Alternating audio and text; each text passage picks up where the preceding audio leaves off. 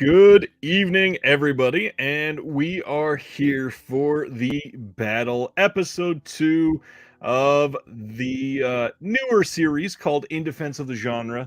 Tonight is going to be legendary, and it's hard to make that live up to this, but I guarantee you with these two guests, it will absolutely live up to it. I'm going to bring them in now. First, the defending champion in the red corner. Let's bring out Dr. Will Dodson. Will, what's going on? I'm getting my Bolo Young face. Let's do it. We got some fans already calling for a heavy battle. And Stan, I think this was directed at you, says this had better be good. But we brought a hefty opponent tonight, coming all the way from the opposite side of the globe, from Germany, Laurent Ohmansiek from Wicked Vision, Germany. Hello and welcome. How you doing, Ryan? How you do, Will? And how you doing, community? I see Kumite. It's awesome. I'm Tong Po, but oh no, different movie. Sorry. This is going to be remarkable. I've been looking forward to this since about 3 days after the last episode we did. I'm so glad that we got Laurent out here. It is 3 a.m. in Germany. It's 3 a.m. and see my boss is even online and say Muskatnuss, Herr Müller. What's going on, Daniel? Welcome. For everybody in the chat, first I got to shout out Wicked Vision Germany, incredible company. I hope you watched the interview with Laurent. I hope you've seen some of the wonderful goods that they send out. They do incredible work. Some of the upcoming releases that have already been announced. Can you shed light on some of those you're excited for? Can I? I can. I'm glad that the Black Cinema collection is going strong now and going fast now, and we achieved our goal to complete it this year completely. Nice. This is cool. Then we got some good horror stuff coming up for you. And let's keep it that way. One of our old legends, horror legends, one of the persons we really love. We got a huge package for you. There are news coming soon, but I promise you, you will love it. You won't regret it, and you're thinking that's coming from the right label. Can't wait. Tonight I have a huge package for you. Not again. Seriously. Sexual harassment is something I get very often in the last few weeks. So, well, good preparation for tonight. I love it. So tonight we are battling over 80s action films, and this was an obvious topic when I wanted to get Laurent on because it was something that we bonded over in our interview, and then afterwards when we were just hanging out. This is an incredible topic. So I got to ask everybody, like, where did you start with 80s action movies? Let's go, Laurent, first. Where do I start? Technically, I do something wrong. I start with Walter Hill and the Warriors, and then I go up to the 80s action movies. And then I, like somebody mentioned, the MK2 Mortal Kombat play automat? It's called automat? I don't know the English term. Fuck it. But game machine, sorry. Then I compare the action movies with the actual video games that came up, like Bloodsport and Mortal Kombat, or even Commando and Metal Gear Solid. And then, everything out of this is breeding something new. And then we got into a complete new generation. But this is what I made up with the 80s movies. Yeah. Nice. What about you, Will? This is something we were kind of bonding about backstage. For me, the first 80s action movie I saw multiple times that got me obsessed was The Punisher with Dolph Lundgren, in which Punisher fights the Yakuza and the Mafia at the same time. Can't be topped. Well, this is your second time in the ring, and your previous competitor, Mr. Jeremy Long, says, all right, let's see if anyone does better than that funny man, Jeremy Long. How do you feel about this one compared to last episode? I'm much more nervous because this time I respect my opponent.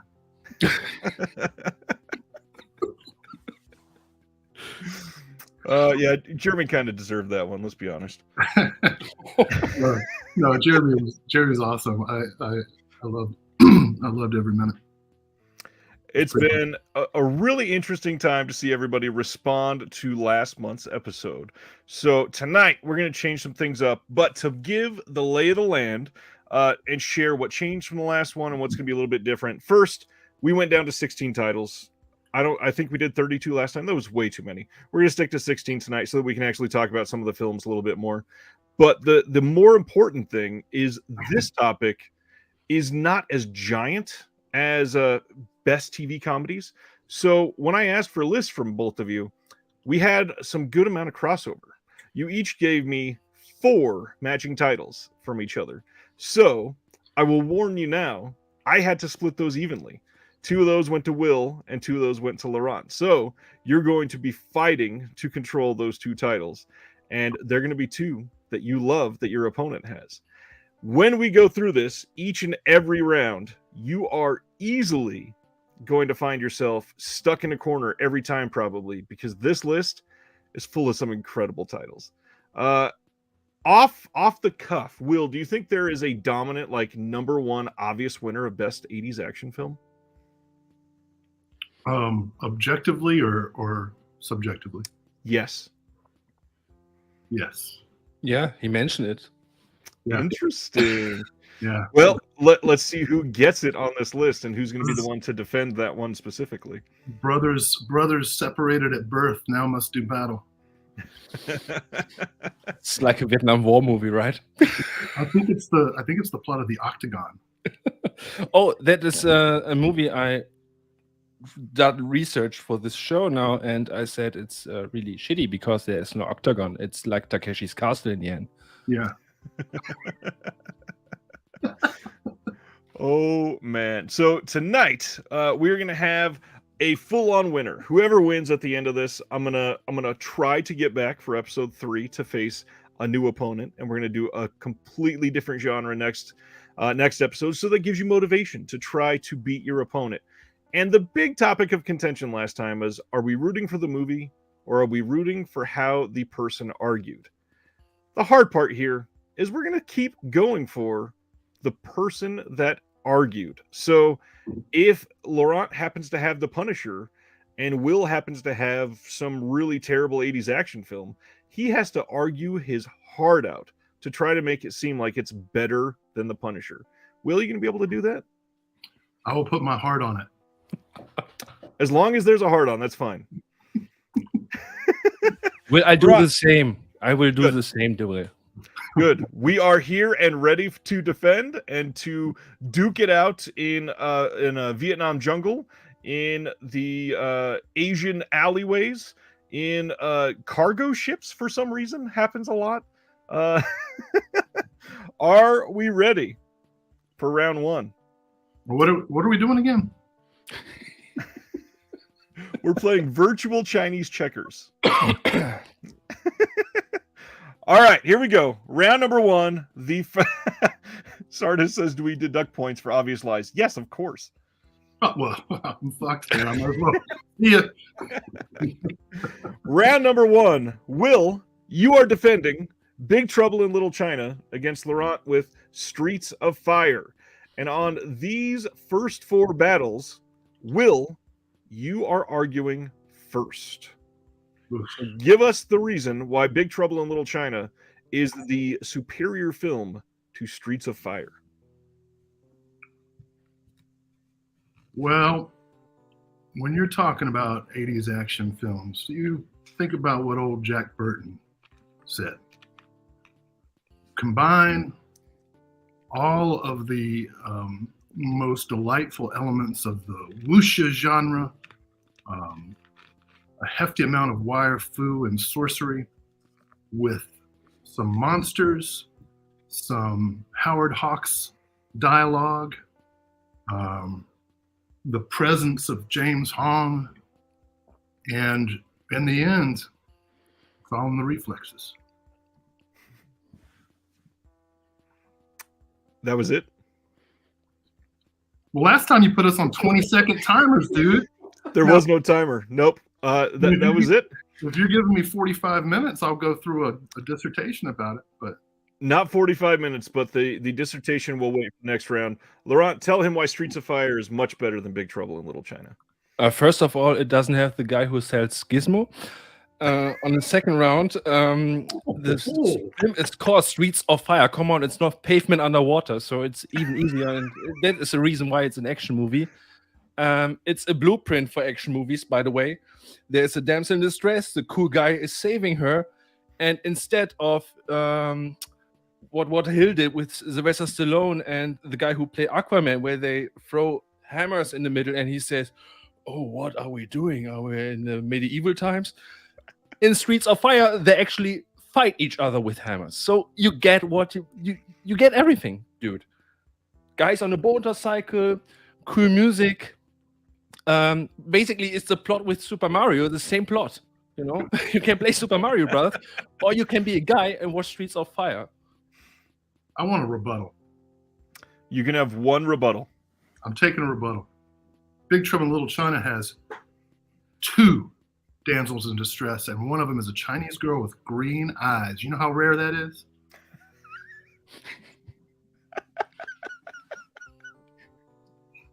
That was a little better. And by the way, all you're saying is that Streets of Fire is better than other Walter Hill movies. Now you got me. Now you got me. No, it's one of the best ones, but it's not the best Walter Hill movie. But it's one of the best. And come on, Walter Hill is the guy who invented action movies in the 80s. I would rather have a John Carpenter score than a Bruce Springsteen score. Yeah, no. You seen Ghost on Mars? That is not an 80s action film. Although it was a pretty good rebuttal. All right, for the first round, it is time to vote. Who had the better argument? Will with Big Trouble in Little China or Laurent with Streets of Fire? Yes, you have to go on the argument, and as Stan says, it's sad because it's obviously the better film. But Sardis says I have a weak argument, but he spelled it like 7 days. That's because you wanted to take a 45-minute dissertation. Well, I will from now on, now that I know that I can. Oh, no, there will be timers coming on in a little bit. All right, give us in the chat, Will or Laurent? And don't forget, Big Trouble in Little China is the better film objectively. Let's not go there. All right, we got a vote from Daniel. I mean, I think he's voting for the home team. Yeah, he's cheating. Distorted Vision says there's no contest. All right. Oh, we did get a vote for Will. I'm gonna have to call up some of my coworkers. And Stan is flirting with Laurent. Oh, thank you, Stan. I could go full Deep South with mine. Maybe you should. Maybe that'll be a point in your corner. All right. Well, the problem is I'm actually not Deep South. I'm more like Eastern Kentucky hillbilly, so it's an ugly accent, man. All right. For round one, Laurent takes the win. We are going to go with round two. And like I said, Will, you are arguing first on this one. Hold on. I've upset Sardis. We're gonna have to have a mediation. The comment of Sardis is awesome. I think I've poisoned the well. Might as well just get to the last round. Yeah, this is gonna be a fun round. Going with the problematic individuals already. Will, you were defending Mad Max Beyond Thunderdome. Laurent, Commando. Who's problematic in Commando? No, I wasn't necessarily talking about Commando. Oh, okay. Well, although I'm sure there's somebody. I will take no Tina Turner slander. Am I on? You're on. Oh my God, Tina Turner, man. We don't need another hero. Who Rules Border Town? Master Blaster. I mean, so many iconic moments.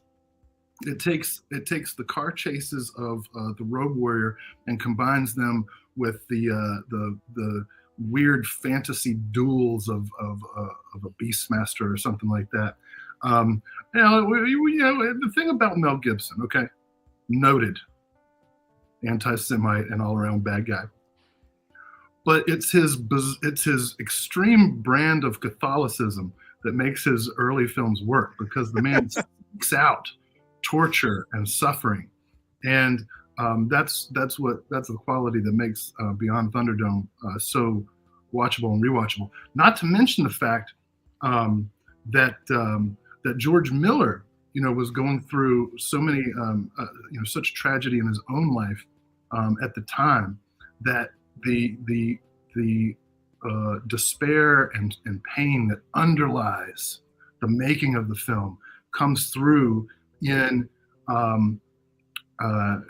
its cinematic impression. And when Tina sings "We Don't Need Another Hero," we know that she actually means we do. We do. I'd like to point out we're arguing 80s action films, and your first argument was Tina Turner. She's amazing. Not that she's not.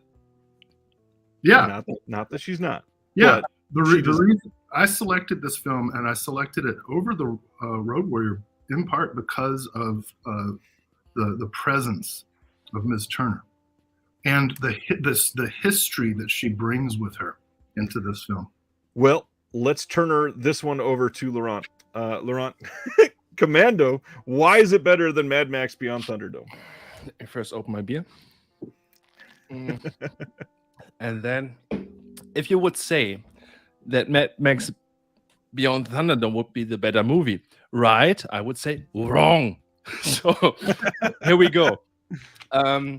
No, Commando is like, no, you can't say there's another movie like Commando. Mark L. Lester did a masterpiece when it comes to action. You got Mr. Universe, Arnold Schwarzenegger, who is a single dad. We don't know any backstory. We only know that he has a gay past with his enemy, played by Werner Wells. Yeah. And like Top Gun, it's very homoerotic through the whole movie. There is this theme I don't understand, but it's okay. And we got the best one-liners in the movie. Like I did here in the introduction, that was one of the one-liners of the movie. Then you have to realize that there's one maniac who goes alone on an island and shoots a whole military company down.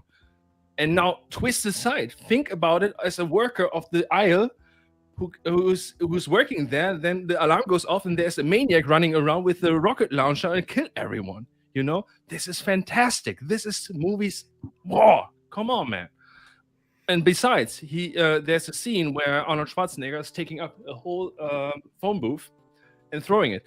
That's what I want to see in the 80s. Seriously, there was nothing more I want to see in an action movie. And believe me, many people wanted it, and even the guys behind Metal Gear Solid loved the movie. So there's a whole scene which is directly from the movie, where you can crouch under a tank and have to put people in spins. Yeah, that's Commando. Yep. The moment when Angelo Rosito, who starred in Tod Browning's Freaks and made it all the way through that history to kind of cap his career off with Beyond Thunderdome, the moment when he consoles the blaster is one of the most affecting emotional moments in cinema history. I do not buy the paternal relationship between Schwarzenegger and Alyssa Milano. She acts rings around him. He is not worthy of her scene partner. Well, when I'm working in my garden with an axe and carrying around a huge tree, believe me, the relationship is real. When I get ice cream in my face, it's real. It's more real than starting to argue, Tina Turner, when the guy from Rose Tattoo is in the same movie. We're talking about action movies, man. What's wrong with you? It's like I can quote Arnie here. My friend here, Will, is dead tired.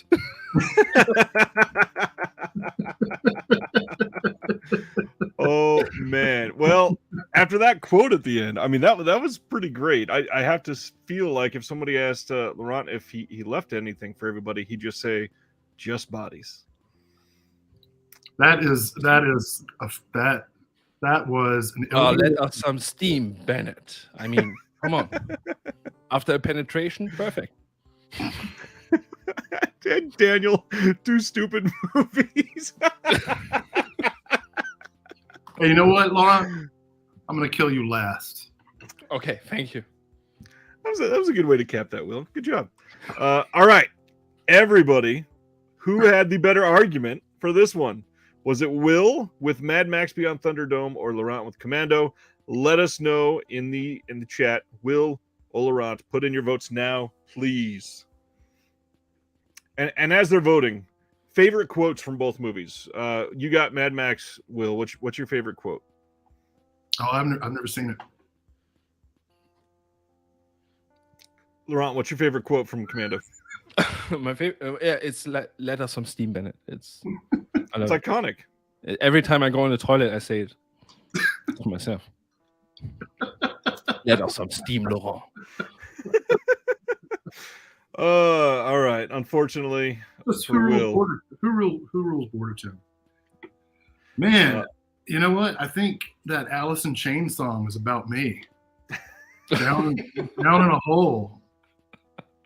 Down in a hole, and I don't know if I can be saved. Well, funny enough, I think we're on our first epic face-off here with our next battle. This is going to be one for the ages, and one that I have been like counting down all day just to see this argument. And now, first thing we're going to do, I am going to sort of hamstring you into discussing one thing about this specific film first. I want to hear about the lead performance from both of you.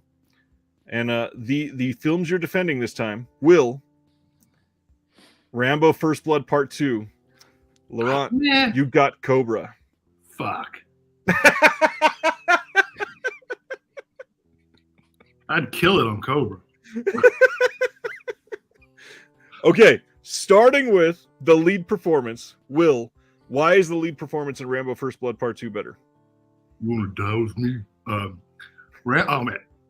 Well, you know, as I see so many of my fellow country people turning on me in the comments, I think it's actually apropos that I should be talking about Rambo, who has also been betrayed by his country, and who brings the pathos established in First Blood. You know, he drew First Blood. He brings that pathos into First Blood Part 2 and adds to it body oil. Body oil and determination. Do we get to win this time? The determination it takes to murder hundreds of actors and extras of different Asian origins who are said to be Vietnamese because Americans can't tell the difference, to murder them with explosive bow and arrows, which is really what went wrong in Vietnam the first time. We went in with all this like ultra modern technology when all we needed was bows and arrows and properly tightened headbands. First Blood, by contrast, was an actual film, an attempt at cinema. But First Blood Part 2 showed both sides of Sly Stallone's cinematic persona. He is an artist and a camp deconstruction of what we would in 2023 call toxic masculinity. This is a film about betrayal, about insecurity, and about human growth hormone.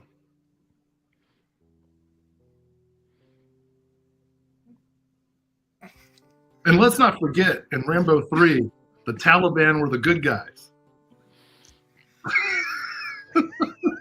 We don't talk about that enough.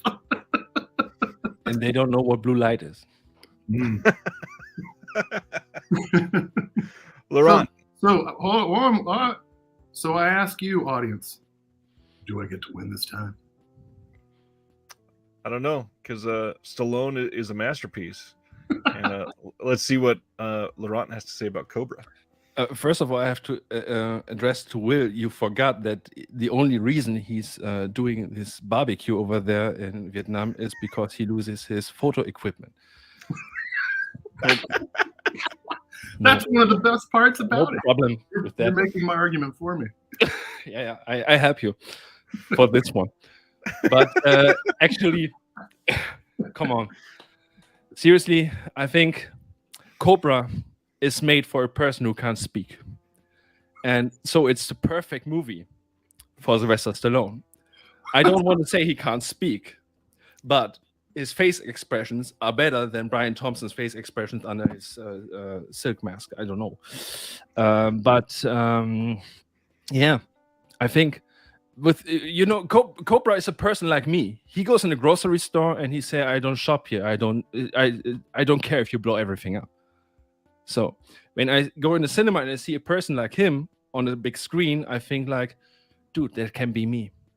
This can be me. If I look in the cinema and I see Rambo Part 2, I think, dude, this can't be me. No way. I don't have oil. I don't got oil with me. So my body wouldn't let me look good in the supermarket. And all of a sudden, come on. When you be Stallone and you walk down an alley just to want to know who is the killer, and Angel of the City is suddenly running in the background with Robert Tappert in every fucking Stallone movie, besides Rambo 2, then it's perfect. It's a perfect match. You can't do anything better. So, well, I'm sorry to say that you had Rambo 2. I wish we could change, but now I have Cobra, and so this point definitely goes to... we don't say it. It's okay. It's fine. You are the disease and I'm the cure. We know it. Come on. So now that we did the lead performance, two sentences, that's it, about why your film itself is better than the other film. This time, we'll start with Laurent. This time we start with me. Yeah. Well, he eats pizza with a scissor. Come on. What else can I say? That's enough. All right, Will, your 2-sentence rebuttal. He does go chasing waterfalls. He does not stick to the rivers and lakes that he's used to.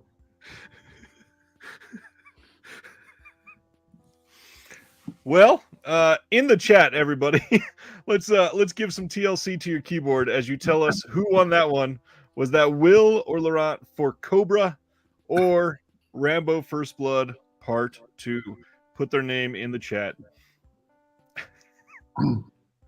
Silent Mandible says, "Mamma mia." I would have talked about Brian and Brigitte. I think they're better leads in Cobra than Sly is.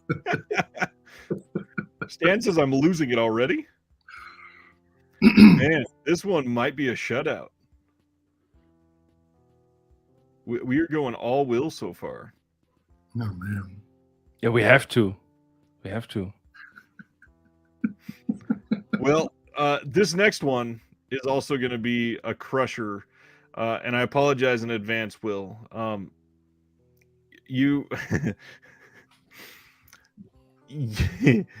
The two that went to Laurent and the two that went to you were higher up in his list, and the two that you had higher that matched his. Hey, I sent mine in alphabetical order. You weren't ranked. The fuck? You didn't say to rank them. Either way, this is going to be another wonderful round, back to back with that last one. Oh, Daniel got your sole vote here. There you go, Ron. I see. You got a mole in the.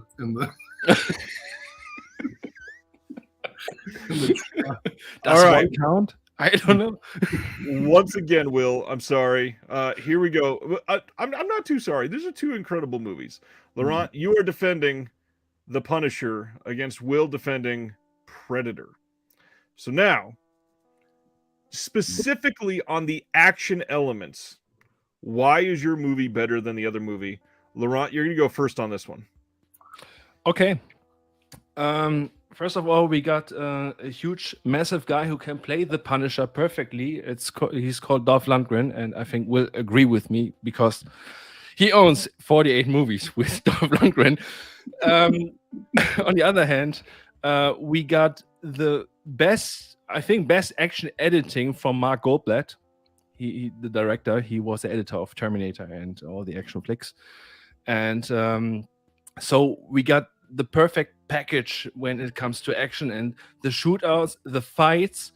It started with low criminals on the street, and then we go over to the Yakuza and triads, and it's so great to see that the Punisher uses so many different kinds of weapons and hand-to-hand combat with a sword, with guns, with a pump gun. We got everything we need.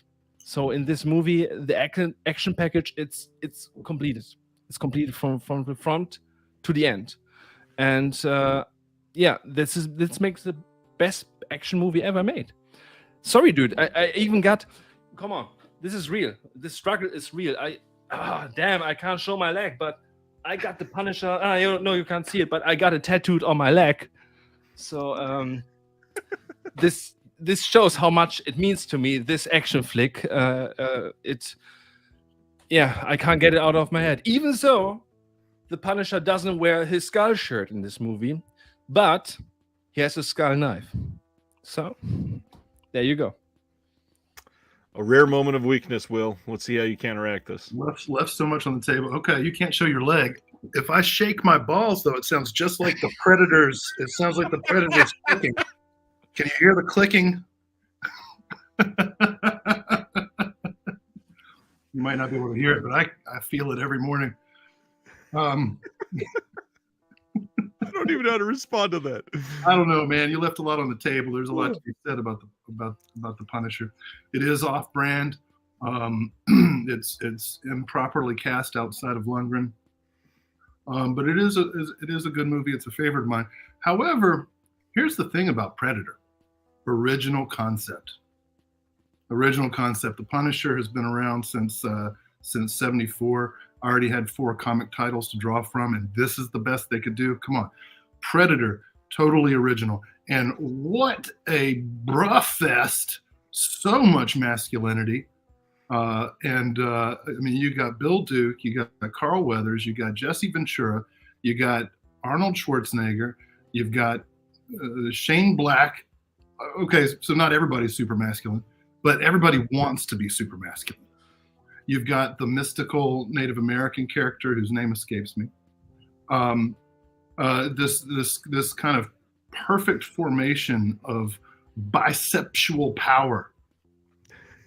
You've got Jesse Ventura's chewing tobacco and expert spitting. You've got, speaking of Jesse, you've got that crazy ass Gatling gun. And then when you think about the concept, right, that these commandos are getting dropped into the jungle ostensibly to perform a quick strike and rescue, but instead find that they're up against an intergalactic hunter, right? And the film gives you just enough lore, unfortunately, to justify way too many sequels. But had it been left at 1, it would have had enough lore to intrigue its many fans, who include everyone from soft-handed exploitationeers like Quentin Tarantino to actual filmmakers who recognize what John McTiernan did with this film. Just so lean, so taut, and such a great example of what can happen when you have a real action star like Arnold Schwarzenegger. And let's be honest, I'm a Dolph Lundgren fan. I own 48 Dolph Lundgren movies. But Dolph Lundgren's no Arnie Schwarzenegger. Arnold Schwarzenegger is the superior action star. And I think Kindergarten Cop 2, which got brought up in the chat, illustrates that to some degree. Although I love Kindergarten Cop 2, the concept of it being kind of like a Montessori school is hilarious. And the scene where Dolph brings peanut butter into the school is one of the all-time funniest things ever. But that's not what we're talking about here. We're talking about Predator. Laurent, 30-second rebuttal. I'm cutting Will off. Okay. You'll have 30 seconds after this, Will.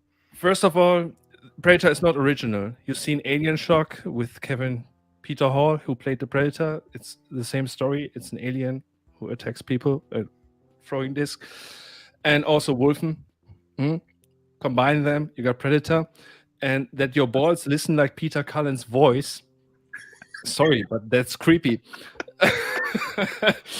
And yeah, so I go with Punisher all the way. I mean, you got a half naked, tied up Dolph Lundgren. It's better to see for a man visually than a guy who can't speak English like me. Okay. To see myself on the big screen, like, yeah, come on, dude, get to the chopper. No. Will, 30 seconds, go. It's fitting that you cut me off because one of the best things about Predator is its castration theme. When the commandos have their weaponry removed, right, their phallocentric rifles, and Schwarzenegger is forced into the primordial ooze of yonic symbolism, and it has to almost feminize himself in order to defeat the Predator. We learn so much about time before you share. Nope, time. That was 30 seconds. Okay. We learned so much about. That's what we're leaving it at for Will. Oh my gosh, that was incredible from both of you. Okay, this one is tough for me. Votes in the chat. Did Will defend Predator better, or did Laurent defend the Punisher better? Please put their name in the chat. This was a great argument from both people. After this one, we're gonna have a break. We're gonna talk action for a minute, so we'll get loose again and figure out lay of the land. We got a vote for Will. I see several votes for Will, actually. I see only Will. Just saying, Predator is a sci-fi horror, not an action movie. Punisher is and would kick the Predator's ass, says Daniel. We're not talking about which film we prefer. We're talking about the argument. Correct. Technically, Predator is a movie about a pussy hunting penises. That's what I was saying. Yeah, I know. I'm teaching you so much. I had the movie. I had the same argument as you, man. Huh. And I would say contact. You know, I had scream it here in my flat. Yeah. So. Yeah. All right, that's a lot of votes for Will. I love this. We've come up even. We have come up even after the first 4 rounds. Now, I'm going to start with Will. Some that were not on your submitted list. I'm going to try to keep it fairly benign to not spoil any of Laurent's picks, and I know that you don't know them. But could you give me 2 or 3 that perhaps were not on your list that you also really love, that were not on your final 12? Are we taking a break? Yeah, we're just taking a break, talking action for a minute. We're taking a break, and you have to think. We're all friends again now. Well, we remain friends. We are Lungrinos. Yeah, we remain friends here, but on Facebook, I dislike you. I don't have Facebook because I'm not a sex predator. Perfect. That seemed rather personal. All right, 2 or 3 that were not on your list, Will, that were big for you. What did I send you? I'm gonna have to pull up my email. Hold on. I cut out a bunch because at first I thought you wanted us to do I thought you wanted us to do like an objective list. So I had in my original list I had like Spielberg movies. So those I left Conan the Barbarian and Conan the Destroyer. I left off Delta Force with Chuck Norris shooting out his like butt missile. I love that. Escape from New York I left out. That was a Highlander. Yeah, I was surprised to see no Highlander or Escape from New York on either of your lists. I left off Cyborg, which is one of my favorite movies. Pew, pew, pew. Albert. So that's a partial list. I left off a ton of Hong Kong martial arts films, whittling down to my final 12 because these were the 12 that I grew up really loving, that like had an impact on me. And a lot of the Hong Kong films that I loved, I didn't see until later in life. All right. Next up, Laurent, 2 or 3 that were not on your list.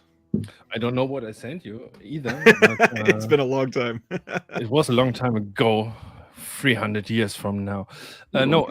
Police Story. I did I miss Police Story? Did I? Yeah, I missed it, right? So that would be one I could have put on the list, but I thought maybe it's too. You want more the actual American movies and not the Eastern ones. Not necessarily. And I just rewatched Police Story. That recent 4K, that looks fantastic. It's much more badass than Bad Boys 2, right? Oh yeah. When they drive with the car through the favela. Don't mention it. The Asians know how to do it. And that was like 6 minutes into the movie. That's the best part. It's like a primer for what's to come. Yeah. And okay, they didn't go full hard way, because I thought the person who's handcuffed to the wheel would go down and has to run beside the car, but no, that wasn't possible. There was no CGI back then. So yeah, other movies I missed. I don't know. Seriously, I'm a huge fan of Casablanca. This is an action movie too, by the way. There are 2 shootings in the movie, and in the first shooting, one gets shot, so I count it as an action movie. That's all it takes to be action, is somebody gets shot. Yeah. Okay. Well then, in Germany, it is the way. All of America is an action film. Oh, depression. So does that make Chicago an action movie? Yeah, of course. Everything that has a gun in Germany is an action movie. Oh, you go to the video store, it's in the section action. How disappointing it must be to get home and watch Chicago thinking. Wow. It's like the time back in the day, and went to a video store, and somebody had misfiled Fanny and Alexander in the porn section. Yeah, it's the word Fanny. Yeah, that guy saw, like, man, there's 3 videos. This is going to be awesome. Get some. And he's like, okay, this little boy's getting whipped. Thinks, all right, it's coming. And no, it never does. Wow. Would be awesome to work in such a store again nowadays. I mean, if a parent comes in and says, do you have something with fairy tales? You say, of course we got fairy tale. And then you give them the Full Moon movie from Charles Mann. Awesome. That's a good movie. Yeah, I love it. Yeah. Okay. Just as a handshake moment, both of you are huge Charles Band fans. Oh my God. Really? Yes. The man what did John Carpenter said, after the nuclear war, only 2 creatures will survive: cockroaches and Charles Band. my first guess in the past was Lemmy, but Lemmy missed. So I go with Charles Band today. No, Charles Band is still standing. Man, come on, Full Moon. Somehow that's come up the last 2 times with you on the show now. All right. You should visit our store at Wicked Vision. I think we got some Full Moon. I don't know. I'm not sure. Yeah, I think we got some Full Moon. I'll browse. The second half of our bracket is starting with a doozy. 2 of my favorites. And Will, this is where you come back after losing 2 of the tied picks from last time that you lost, that you had picked, that he also picked. You get a big one here, my friend. Will, you are defending Bloodsport against Laurent defending Hard Ticket to Hawaii.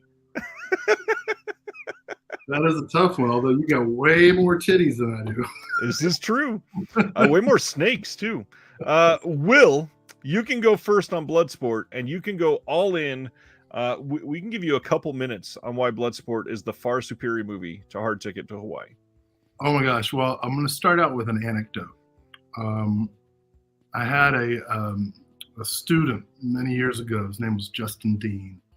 and he went on to be a projectionist at the North Carolina School of the Arts. So I was really proud of him.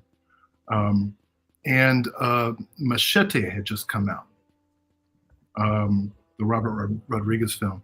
And he said, hey, Professor, would you like to go see Machete with me? And I said, sure thing. Let me fill my flask with scotch. And we started talking about action movies, and it turned out he had never seen Bloodsport. So I said, Justin, I'm going to need you to sit down on my futon here, and we're going to watch Bloodsport and then go to a later screening of Machete, because I don't know what kind of movie Machete is going to be, but I do know what kind of movie Bloodsport is. And I do know that if we watch Bloodsport, you will end this night happy. And we watched Bloodsport together, and it was the first time I'd gotten to witness another person seeing Bloodsport for the first time. And the joy that radiated from this young man filled my heart with purpose. And I realized that part of who I need to be as a person is an evangelical for Bloodsport. Never mind that it's based upon a lie. Never mind that it is the fever dream of an insecure man, Mr. Frank Lux, what's his name? Dux. Frank Dux. Frank Dux. In fact, the false pretenses under which this film was put together make it even better. The concept of the kumite, the leanness of this film, the way each character is introduced through their fighting styles, no matter how racist they might be.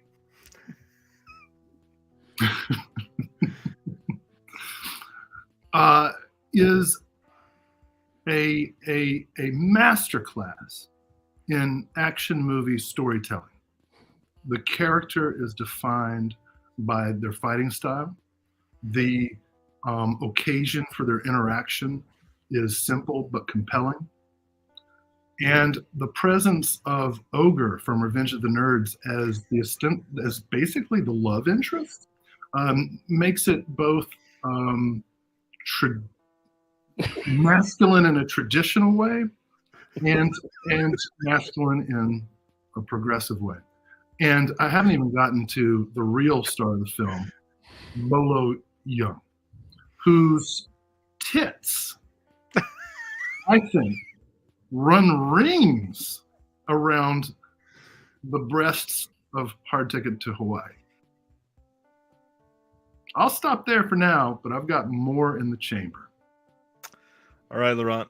That seemed like a precursor more than an argument. So let's dive in. Hard Ticket to Hawaii. First of all, there's some people in the chat that have no idea what this is, and I have to say it's one of my favorites from the 80s. Why don't you give a rundown on what Hard Ticket to Hawaii is? Everybody needs to look up Andy Sedaris after tonight. Yes. I got to stand up for this because I start with an anecdote. I thought you were standing. No, I was sitting standing. But yeah, I watched Hard Ticket to Hawaii with my ex-girlfriend, and we were expecting not what we expected to see. Well, I will go on with what you said with Bolo Young. I will start with Andy Sedaris. You got a triple B, not in the size of your breast. It's breasts, boobs, and babes. And this is exactly what the plot of this movie is. If you think you know what the plot of the movie is, forget it. It's about some nice playmate girls going on an island where a drug lord has a problem. And there are a lot of fights. And there's a big snake. Not this snake. You can easily get confused by what I'm saying now. No, it's a real snake that is poisonous because it's influenced with cancer from rats who had cancer. They put the blood from this rats into the snake and make it even more poisonous. Makes sense. No, it doesn't. It's Andy Sidaris. It's okay. It's fine. It's about, as I said, boobs, babes, and bombs. And to be honest, I will have keep something in my back now because obviously it's the best part why you have to see this movie to understand what action means in nowadays society. But dude, there's no kumite, there's no monkey fighter, which you mentioned. I did not.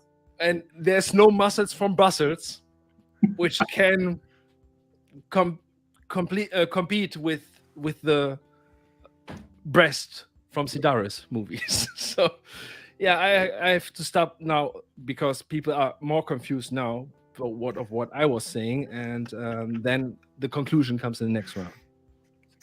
It is 4:00 in the morning, so that makes sense. Will, a rebuttal to that. I don't even know what the fuck he was talking about. That's an Andy Sidaris movie. I disagree. I think Andy Sidaris movies are generally pretty tightly written. I understood the plot of Hard Ticket to Hawaii quite well, but I'm not allowed to. I'm not defending that film. Look, this is the movie that made Jean-Claude Van Damme the star that he is, and with good reason. You know, people forget, as he pointed out in the great JCVD, Van Damme's acting in his third language. Try that.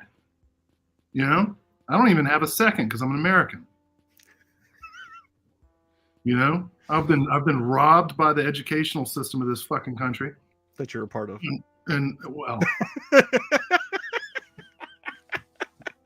I advocate for change, but you know. Anyways, I want to go back to the structure of Bloodsport because the thing that, in my mind, elevates it from not only other Van Damme movies, of which there are more good ones than people give them credit for, but of other 80s action films or even other action films of different decades, is the compelling simplicity of the storytelling. This is a film about a man who reluctantly gets drawn into an underground fighting tournament, is kind of forced into a position where he must train to fight above his means, in which he pulls out a victory. In many ways, it's influenced by Rocky. Let's not beat around that bush.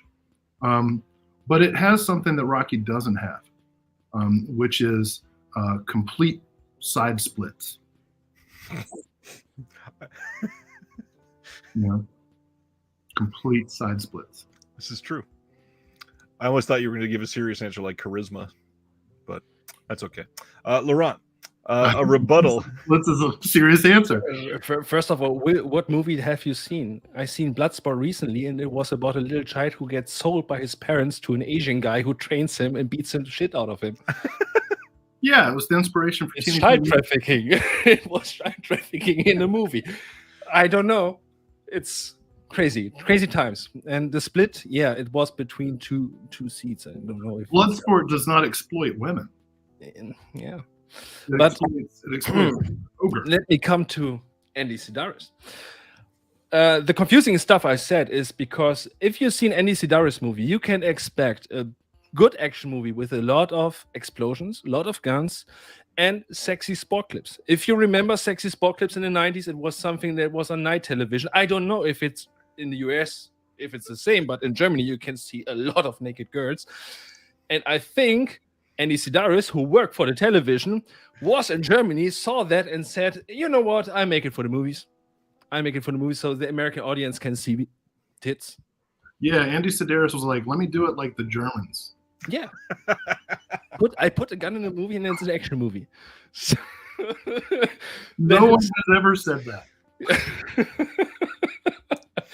And then you have the whole construct of people fighting against a drug lord, and they use not only weapons, they use a frisbee, which is a prepared frisbee with some razor blades on it, so the bad people lose their fingers while playing frisbee.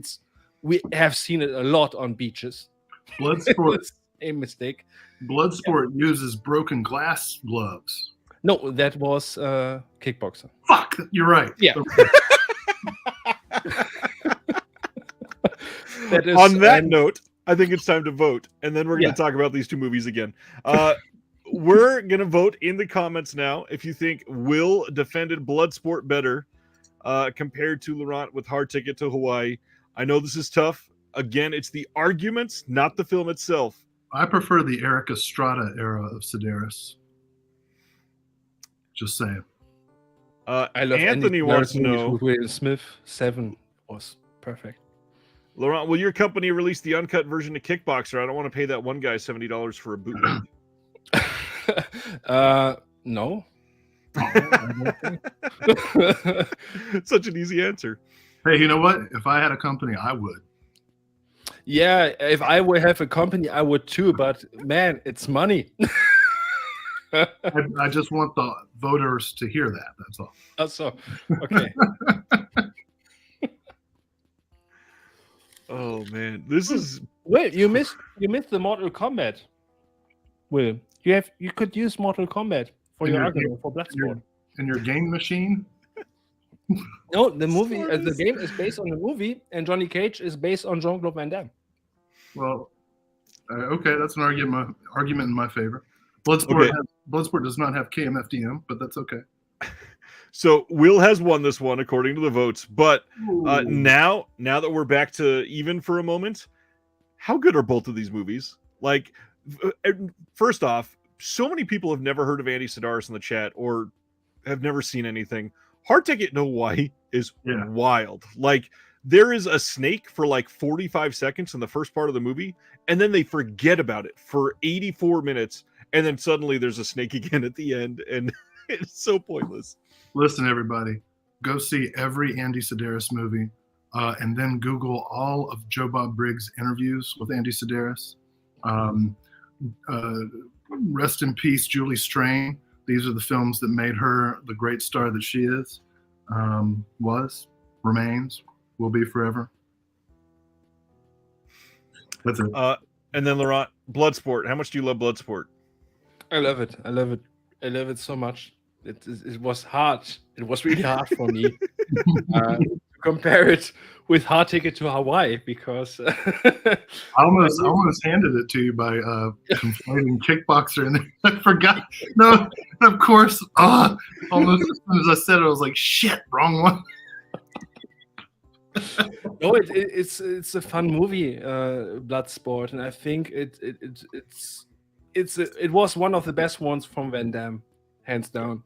Yeah, and without Bloodsport, we don't have the actual UFC fights and all this stuff. It's basically. I should have thought of that.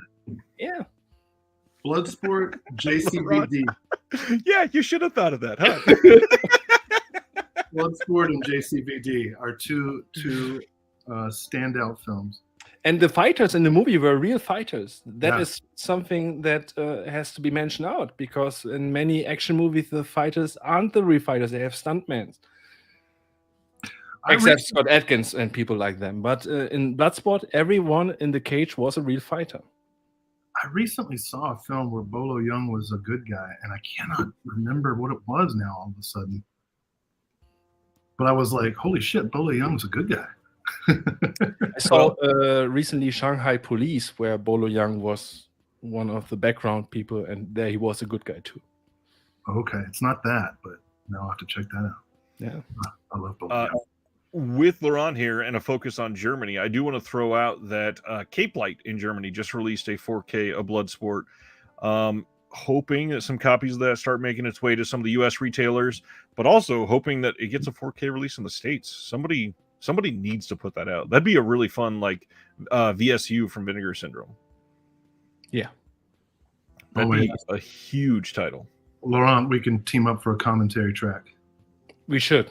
Oh my God. It would be amazing. Yeah. And I speak like Van Damme, like he does in Street Fighter. We could pretend you are Van Damme, and I could just interview you. And you could dance. Yeah. But not kickboxer dance. We should dance like in breaking. in the background, you know. Oh yeah, he was so good in Breaking. All right, we are going for our second matchup of the second half of the bracket, and this will be a fun one, especially because one of the individuals in one of these has been in the limelight quite a lot this year. Uh-oh. Will, you're defending Magnificent Warriors. Laurent, you're defending Lethal Weapon. Laurent, you can take this one first. No, let's do Will the first. Okay. Oh, so someone's not confident. Who's not confident? I'm confident. I didn't know we had the option to just refuse to defend the film. He's not refusing to defend it. He's saying ladies first. You can start. I said you can start. Magnificent Warriors, ladies first, right? Okay. I'll remember that. All right.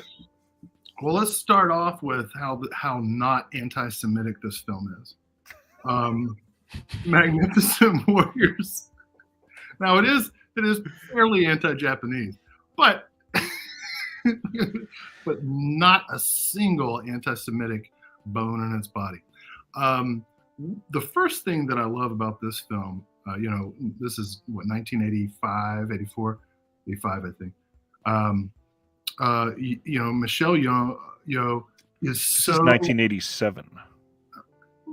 Did I ask for a correction? Yes. All right. He's just speaking. This is a conspiracy. I'm trying to help, my friend. Go ahead.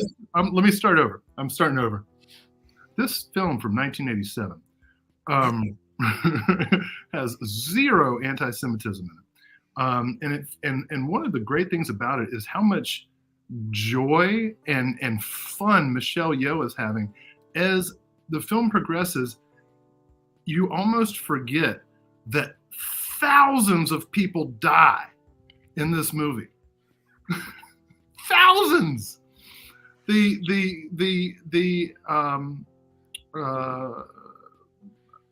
milieu of the Sino Chinese War brings a gravitas to the film.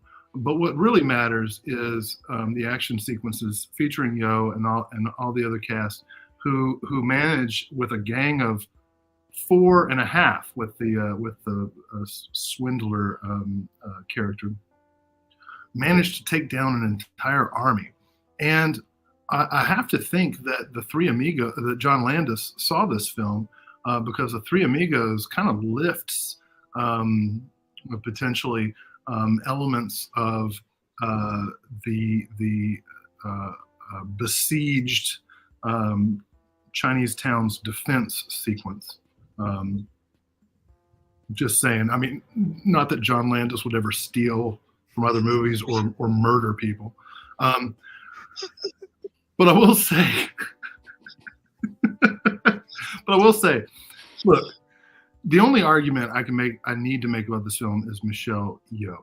She's been finally recognized for what she's always been, an absolute consummate performer, not just as a martial artist, but as an actress. She brings to this film a perfect combination of humor, of historical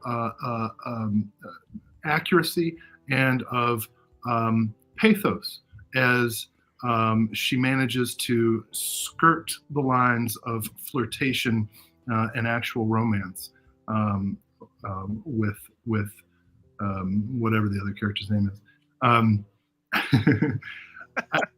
So I got to say, this film, if you've never seen it before, you need to add it to your queue this week. The stunt work, the story, and the performances, the dramatic performances, are absolutely unreal. This was on my list. It is the newest movie on my list in terms of how late in life I was when I saw it for the first time, and it leapfrogged over many, many films that would be on people's top 10 lists. Interesting. And I will say, just to shout out recent releases, Eureka did put this out in the UK. It is one of 4 from the In the Line of Duty series that you can get by itself, and then 88 Films is releasing it in a box set for In the Line of Duty in the US. I think this box set's been weird. They said basically as soon as we have it in stock, it'll be released rather than giving it a release date, and it's listed as coming in the middle of May. So it's in the set? Yeah. God damn it. I already got the movie. All right, well, vote for me, and you'll get a free copy of Magnificent Warriors in the mail. Hold him to it. Laurent, how is Lethal Weapon? I'm so confused. Is it about action movies? I think Will is like a politician. He talks and talks, and I don't know. I was out. It's not because it's 3 a.m. here in Germany. I was out. Yeah, I don't know what he wants from me.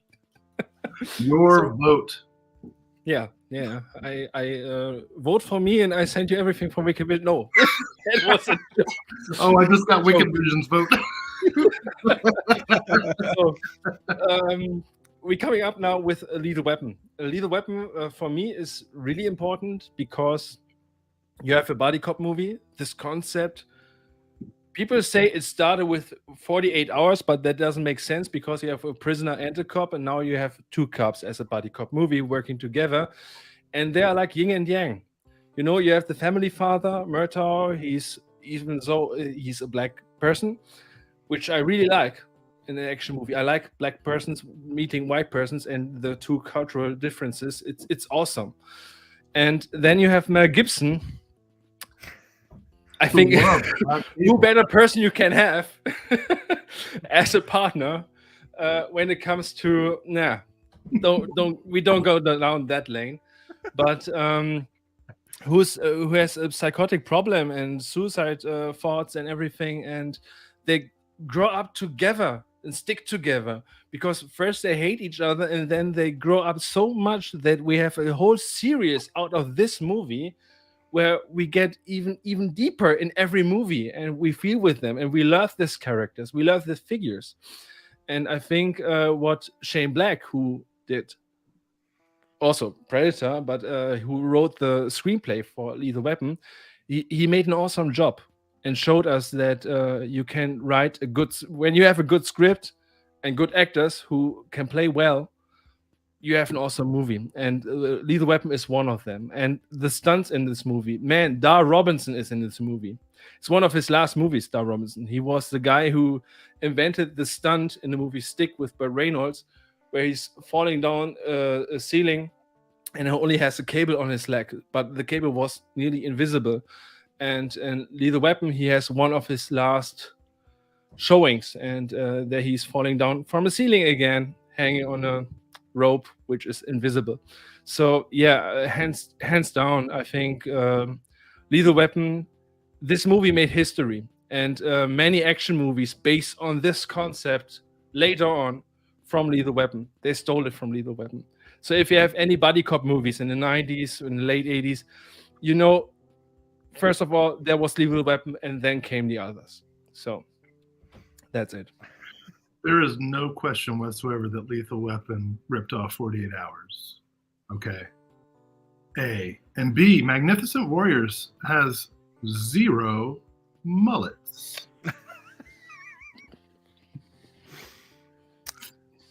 Wow.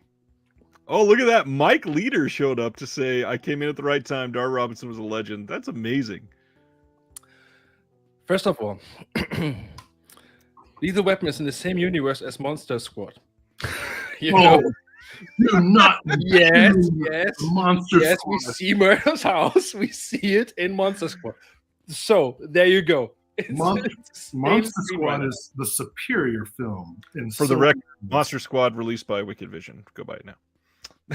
Yes, everyone should buy it. I heard something. Monster Squad is. But that was not Let me tell you something. Monster Squad has show enough in it. Will, we are not propping up Monster Squad. Yeah, exactly. You get that out of here.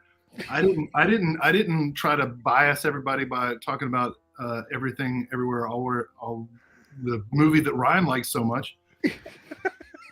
The first thing you said was that your movie isn't have any anti-Semitism. It's true. It doesn't.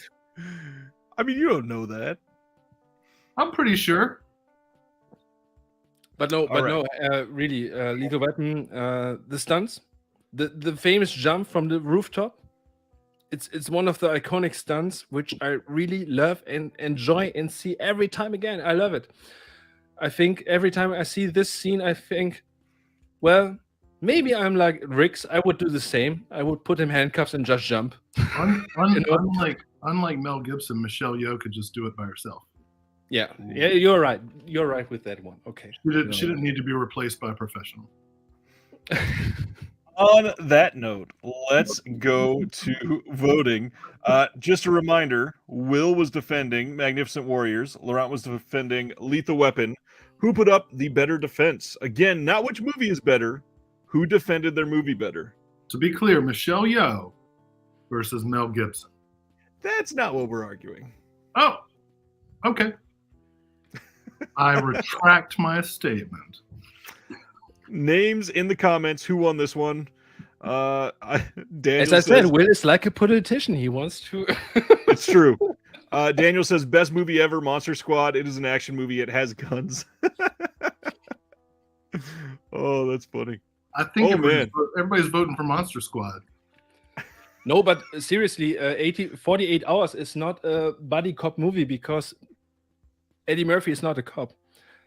So is there even a prison you're right. buddy movie like Great Escape or something? I don't know. You're right. Shane Black made an artistic change.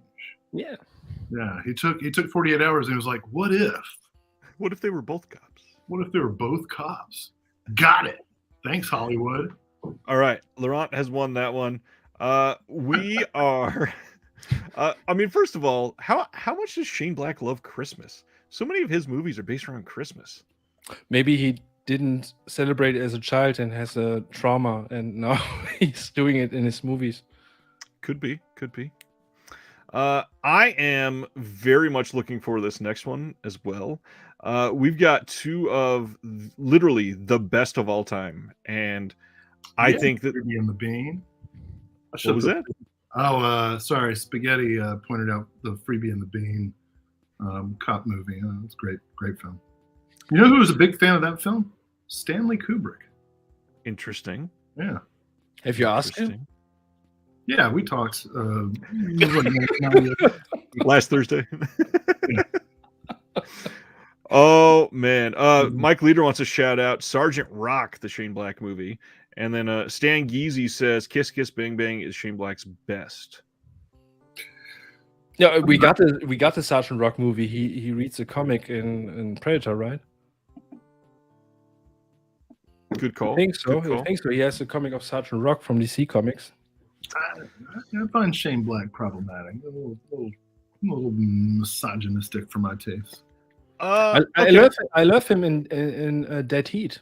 I think he has the best role in Dead Heat. I believe you that he's better than Joe Piscopo. Yes. Yeah. That's not difficult. All right. This next one, Laurent, you are absolutely going first on this one. And this is going to be a legendary matchup. Laurent, you are defending The Killer from John Woo. Will, you are defending RoboCop. And this is a big heavy hitter. This is a hell of a matchup. Two of the most important action movies of the 80s, easily. Laurent, The Killer. Yeah. Hit us with why this is better than RoboCop. First of all, Killer was the entrance for John Woo to came to America and make action movies in America. I think he makes sure with this movie that he has a perfect blueprint of showing that he's a master of action movies.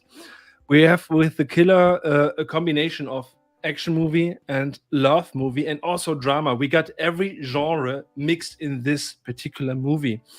And what we see later on, like Luc Besson did a kind of same way with Leon.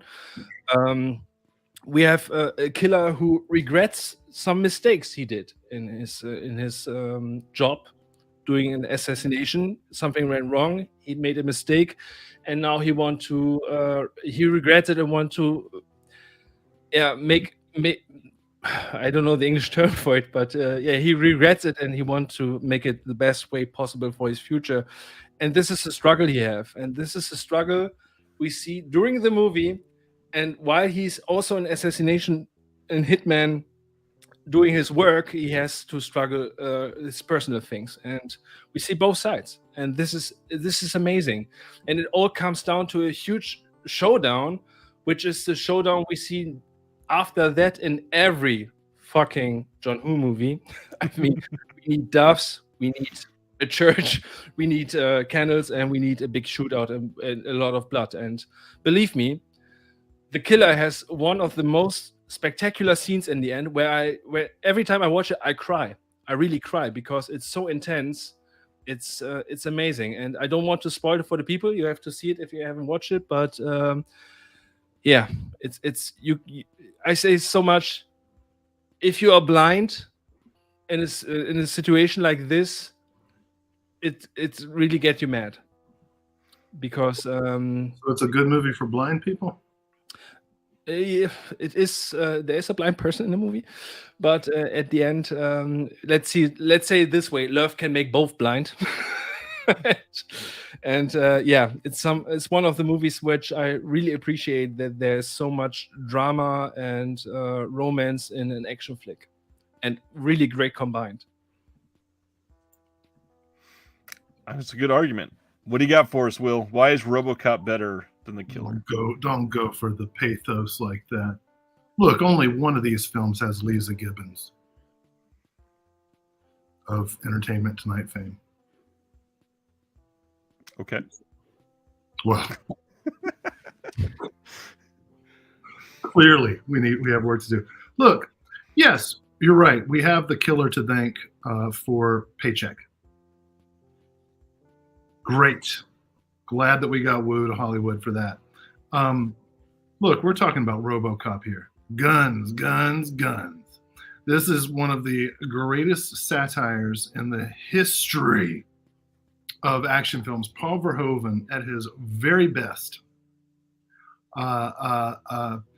giving us an indictment of the militarization of American police, of the privatization of incarceration, crime, and punishment, of the instrumentation of labor. This is a film that that both Marx and Asimov could appreciate. This is a film that spoke the future as it was happening. This is a film that gave us the greatest of great one-liners. Bitches leave, guns, guns, guns. I'd buy that for $1. And so many other, stay out of trouble. So many other great ones. How many one-liners do we get from The Killer? Zero.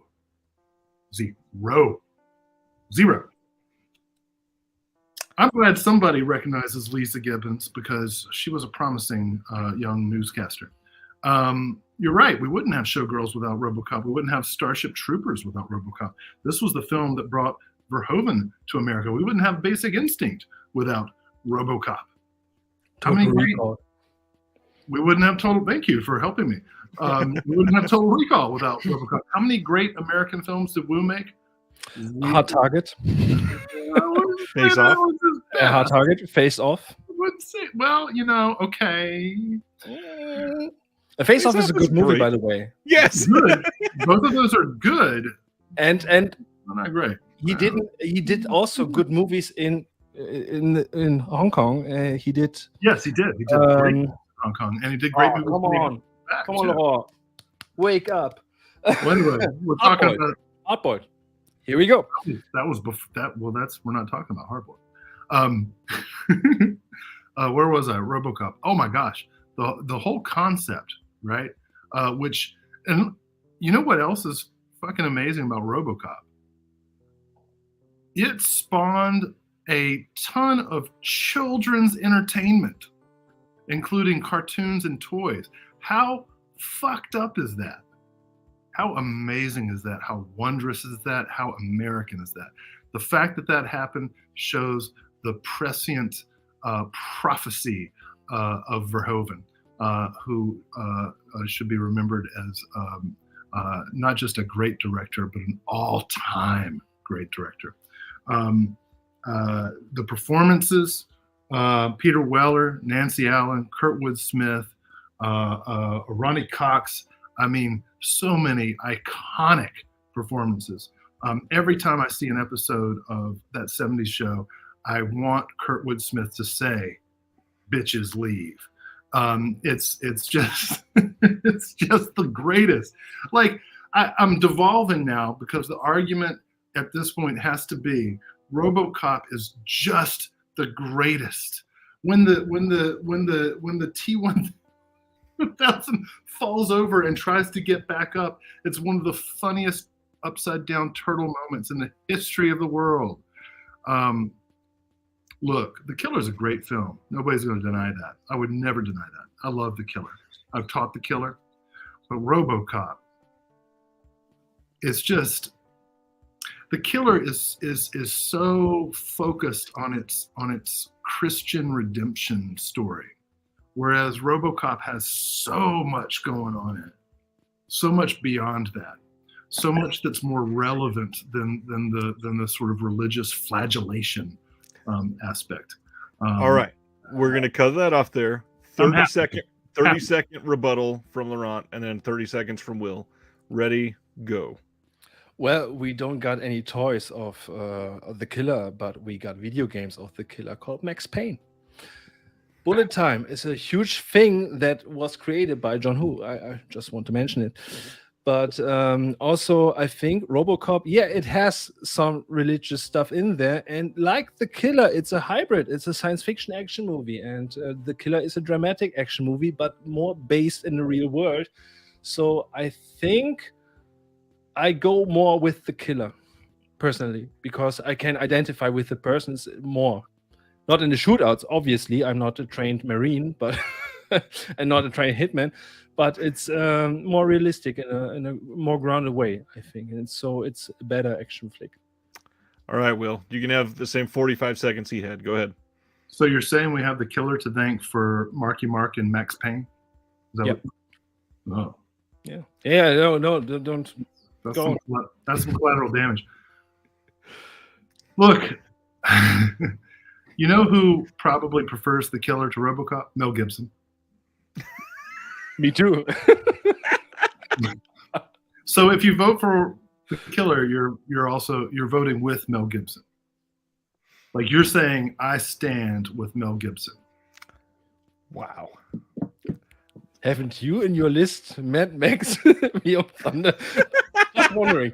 That was a different argument. What are you talking about? You did well for a little while. Then that was rough at the end there. Let's have some voting. Reminder that we are voting for who had the better defense, not the better film. Either way, I think this one would be hard even to say better film. Like these are two I'd say singular films. It's impossible to say it's a better film. They're both equal. They're on the high rank. All right. You're voting for the man. In the chat, choose Will or Laurent to win this one. Let's see. Daniel says, I think without John Woo and The Killer, we wouldn't have many action films today. Maybe not even John Wick. The way the ballet with guns, slow motion, bullet time, blood. It's an important film. Yes, sure. That's true. I see that, Christian. Go fuck yourself.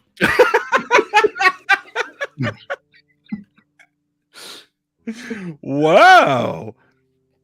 Wow. I mean, oh, we got a couple here at the end. Oh, hey. All right, Kyle. All right, Gary.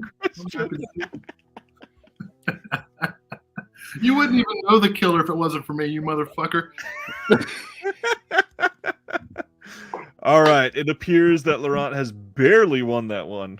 Oh. Sorry. The betrayal. Have I gotten any votes from Wicked Vision? And yet my students vote for Laurent. Go ahead. Mike Leader says Will's a feisty one. I am. I believe in my cinema. Oh, Sardis hasn't seen The Killer. Oh man. You have to see it. Really. Wait, Yeah. Don't abstain. It's not about the movie. It's about the argument. I will say, which one would you rather see after that? That's the question. Yeah. That's this is very similar to me to Bloodsport versus Hard Ticket to Hawaii. Both of these are like seminal. Everybody has to see these films. Well, Bloodsport's better than Hard Ticket to Hawaii. Objectively better, but I may be more entertained by Hard Ticket. and Bloodsport has Stan Bush in his soundtrack, so it's better. Well, and we like different kinds of titties. That's the thing. I prefer Bolo Young's titties. You know that he calls himself King Kong? No. Hey, let's do an episode just about Bolo Young films. I would do that. That'd be fun. But the reference to King Kong isn't wrong. I think in Double Impact he throws he throws something like Donkey Kong. Yeah. All right. We are on our final initial battle. We can find out what the last two films are. Will, you are going first on this one. And you are doing a film that is very important as well. Oh, Mike, I love that. You are doing a really good one, but I believe this is going up against one of Laurent's favorite films of all time. So, well, I can just refuse to go first, right? You can technically. You are going first to defend Project A against Laurent's Eye of the Tiger. Oh, okay.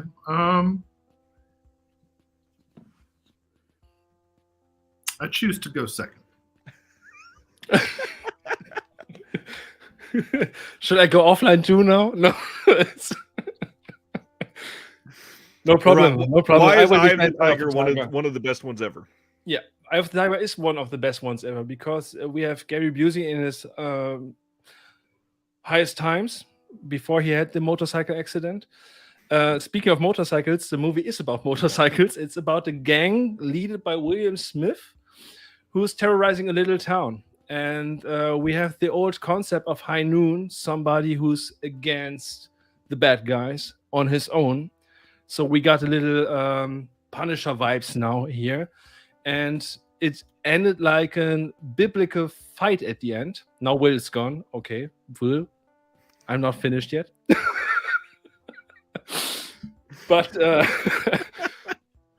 But what makes Eye of a Tiger so special is you definitely see that the guys who make the movie are interested in stunts, which is for me one of the best things in action movies. Like today, John Wick, without his stunts, it's not a movie.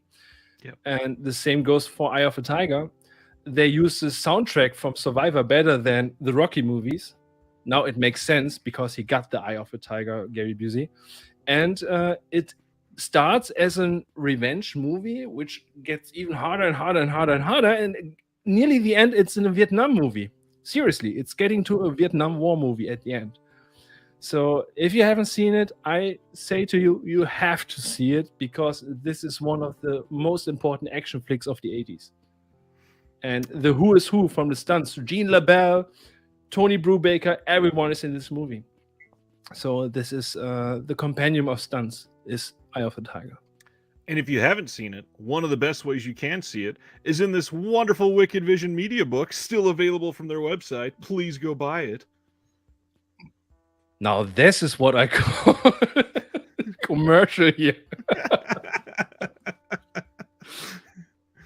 All right, Will, you are up for Project A. I agree. Everybody should go buy Eye of the Tiger, but that is some unfair bias. Unfair bias. Look, if we're going to talk about stunts, you're not going to beat Project A. We're talking about Wen Bao. We're talking about Sammo Hung. We're talking about Jackie Chan. And you know what? This is the film where Jackie Chan broke his goddamn skull in service of this film. And did he stop filming when he broke his skull? Unfortunately, No. no. He kept going. Did Nick Nolte do a stunt? No. Who's Nick Nolte? Nolte? Did Gary Busey do a stunt?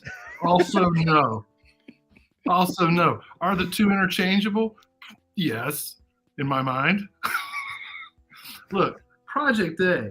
Not only is Project A an absolute primer in Jackie Chan action, it is also a history lesson in some part of China, the Chinese like lore that I feel like I learned a lot from. Look, Jackie Chan broke his skull, and not only did it break his skull, but they show him breaking his skull like 10 times.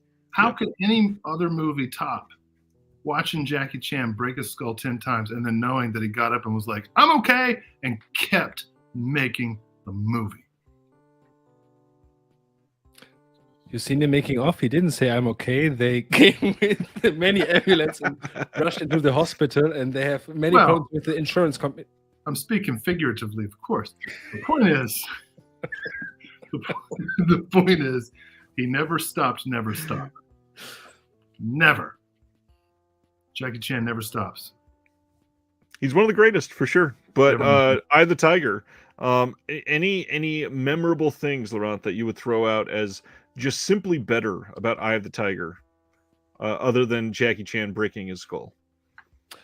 Yeah, I mean, You're they giving him- break his skull later on. In You're the gonna get a motorbike moment accident, too. But what? Will is trying to butt in. I'm telling him to calm down. You're good. Oh, no problem. I'm good. I'm fine. No, but Eye of the Tiger, for me, especially, it's as I said, it's an American way of showing their stunts and their performances. And of course, Jackie Chan is a whole nother level when we talk about stunts.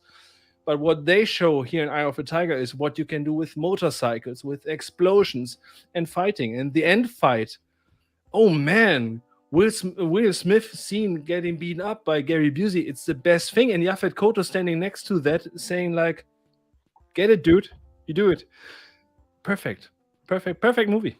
Does anyone get killed with a hand grenade? No. Just one get decapitated with a metal line.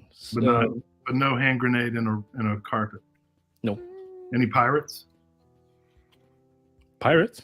Project A has pirates.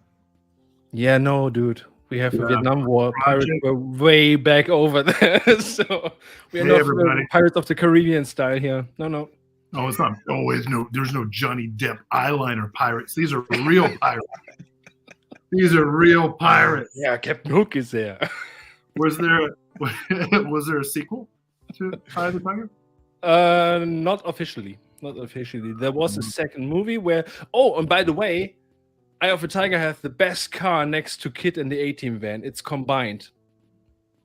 He has a combined car. He has Kid and the A-Team van combined, and this makes a lot of trouble for the bad guys. So okay, here we go. That's pretty cool. Yeah, I can't argue against that.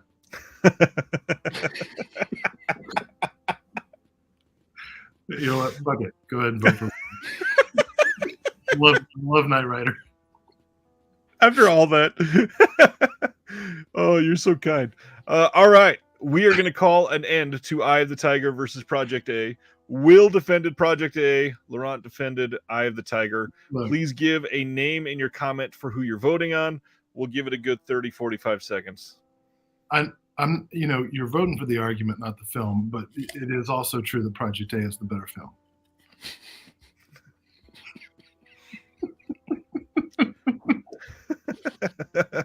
I'm just saying both things are true. That's all. It sounded like you were going to be diplomatic for a moment, but no, just shove it, I guess. Oh man, you know what? Hey, this is so much fun. I got to tell you, I've had such a bad week, and like earlier today, I was like, how can I get out of doing this tonight? But honestly, my friendship with you, Ryan, and my desire to meet Laurent for the first time, which I was so excited about, led me to say, you know what, just push on through. And from the moment I got here, totally not related to the wine. I've just had such a great time, and I'm just loving it. I'm so happy to meet you. This is holy shit, man. Like, I can't even believe this is my life right now. Thank you, Ryan. Thank you, Laurent. Thank you, everybody that's out there. This is I'm just taking a moment to be genuine. This is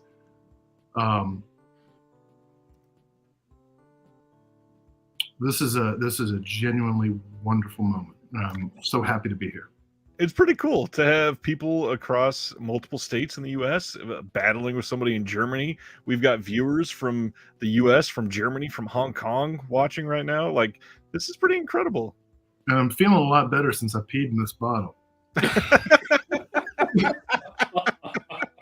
was having trouble there for a while. It was so emotional, Will, and then came the pee joke.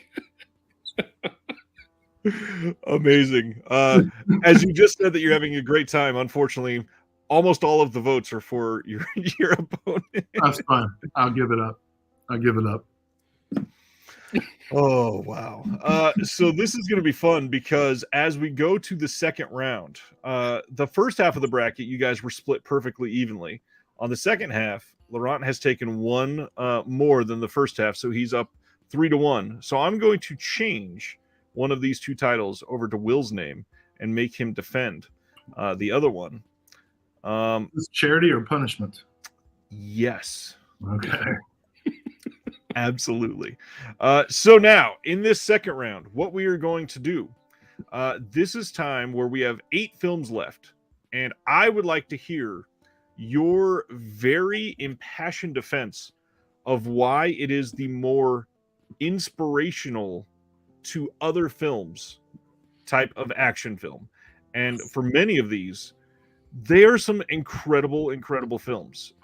This is going to be a time where it's good to bring up references. It's good to bring up things that include credits. It's good to bring up pieces of information that shows your knowledge of overall 80s cinema. You know, I'm not really an action guy, right? I do. Me neither. More of a romantic comedy kind of dude. But I remember, believe me. Let me see. I've got to change one more thing real quick. Oh, Sardis, you've got a lot of films you need to see. You gotta check out Project A. What else did you say you hadn't seen before? Killers. You gotta see the Killer. You gotta see the Killer. And you gotta see Roadhouse. The following, you have to see following 3 movies in one specific order. Roadhouse, because Patrick Swayze is working as a bouncer and hitting people up. Then he gets frustrated in Dirty Dancing and he sleeps with little girls. And he gets punished for it by Donnie Darko because he got way too far. Sorry. I'm glad we weren't debating that one. The Roadhouse though is so great. I use Roadhouse when I'm training resident advisors at college. I give them the 3 rules scene. Love Roadhouse. I'm pretty sure that the people he sleeps with in Dirty Dancing are of age. I just want to make sure that that's. Yeah, but yeah. Who knows? It has a reason why it's called Dirty Dancing.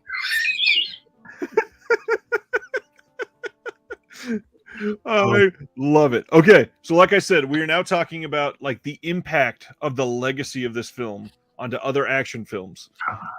Will, there is no passing the buck anymore. You are first this time. You are defending Commando, and Laurent is defending Streets of Fire. What's that movie about?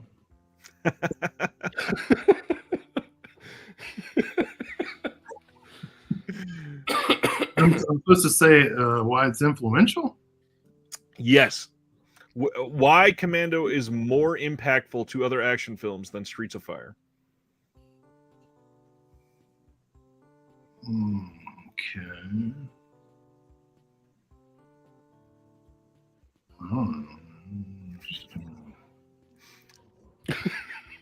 I kind of want to give you a countdown and just say you're done.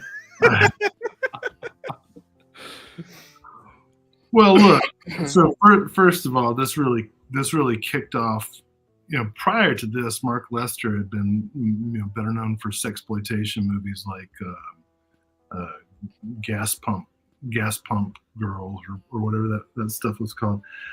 This really got him into an action era that culminates in the Dolph Lundgren Brandon Lee team up Showdown in Little Tokyo. So there's certainly that aspect, the moving Mark Lester from sexploitation movies into he had done like Roller Boogie with Linda Blair, that disco roller skating movie, which is awesome, by the way, but certainly not an action film. So this was a big step for both Mark Lester and for Arnold Schwarzenegger. Not only that, but for Joel Silver, who went on to do several films with James Cameron. I think True Lies came after this, for example. The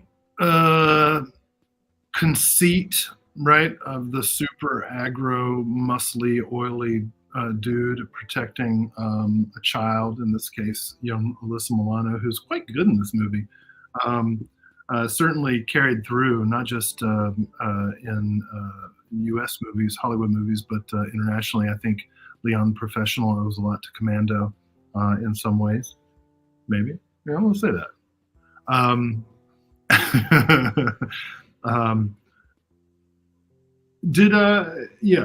There are so many great one-liners, as Laurent has pointed out in Commando, so I won't rehash those here, other than to say, I lied.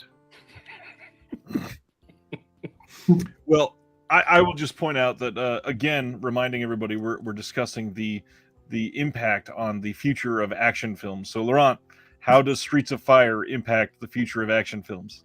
Well, in many ways, the story is so simple because even Streets of Fire uses a story which is really used beforehand. It's a hero who saves the damsel in distress from the bad guys. And we've seen it in many times, and I think it's one of the blueprints we use in many action movies nowadays too. But if we made a modern version of Streets of Fire, I think the hero is not Michael Pear, who does a great fight at the end, which was mentioned here by Big Mike Leader with Willem Dafoe. What I said before with the hammers, it's awesome. You have to see it. I think in modern times, there is a girl who would save her boyfriend from prostitutes because the guy gets kidnapped from the prostitutes because he didn't pay it, and now the girl has to save him from these prostitutes, and otherwise when he gets home he gets beaten up by his girlfriend. But we have a more action plot. This would be nowadays Streets of Fire. So in a matter of fact, even Commando is a blueprint for, but not nowadays anymore, because it's timeless. Streets of Fire. In case of Commando, it's not timeless because we have this male body parts, which was very 80s. This muscle guys, this American Gladiator style. It isn't anymore. It hasn't gone with the time to nowadays. And so Streets of Fire is something that can be done easily nowadays too. So you're saying that the fact that Michael Paré is a flaccid wimp is a big influence on modern action movies? Yeah. Look at the modern action movies nowadays. Everybody looks like a hobo.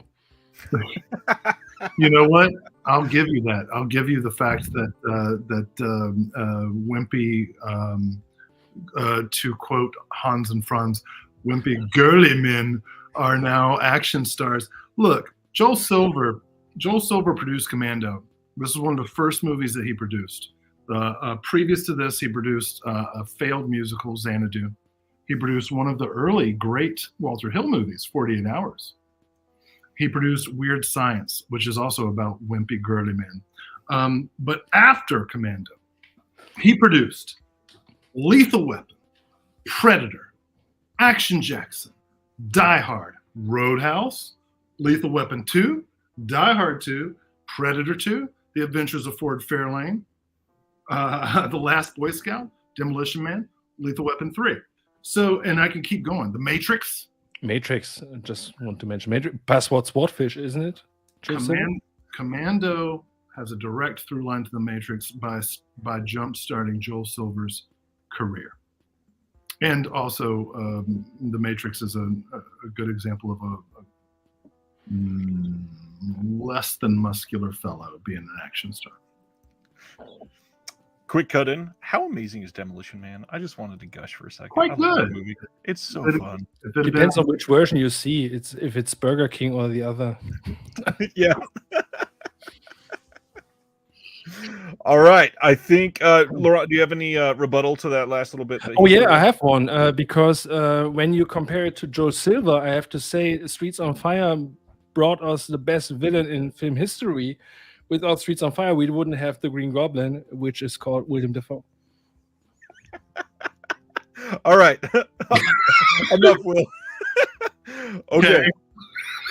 We are voting for who had the better defense of which film was more impactful to the future of action cinema. I think Green Goblin came from Wild at Heart. Laurent for Streets of Fire, or Will for Commando. Green Goblin came from Wild at Heart. Yeah, right. Nicolas Cage was the inspiration, of course. Please leave a name in the comments. Dafoe was inspiration. I mean, there is a clear straight line from Laura Dern to the Green Goblin. That's all I'm saying. Yeah. And Jack Nance, my dog. Sometimes. Whatever. Again, both of these fairly influential, and I think that we made pretty great choices coming out of that first round for these films. What was that? Are you juicing? Are you eating healthily right now? Yeah. Is that I have to fruit? stay up. I have to be awake. I have zero nutrition in my body right now. Me too, but now, Yeah. now it's different. Wow. All right. So in the chat, we've got 3. Wow. It is very close. We've got one more vote for Laurent than for Will. And our number of voters has decreased dramatically, unfortunately. Chase everyone away. Oh, wow. Never mind. It is tied up. Spaghetti. Very tied up. And I mean, again, if we end with the tie, I'm going to have to cast that final vote. They call me Ragu because I get all over you.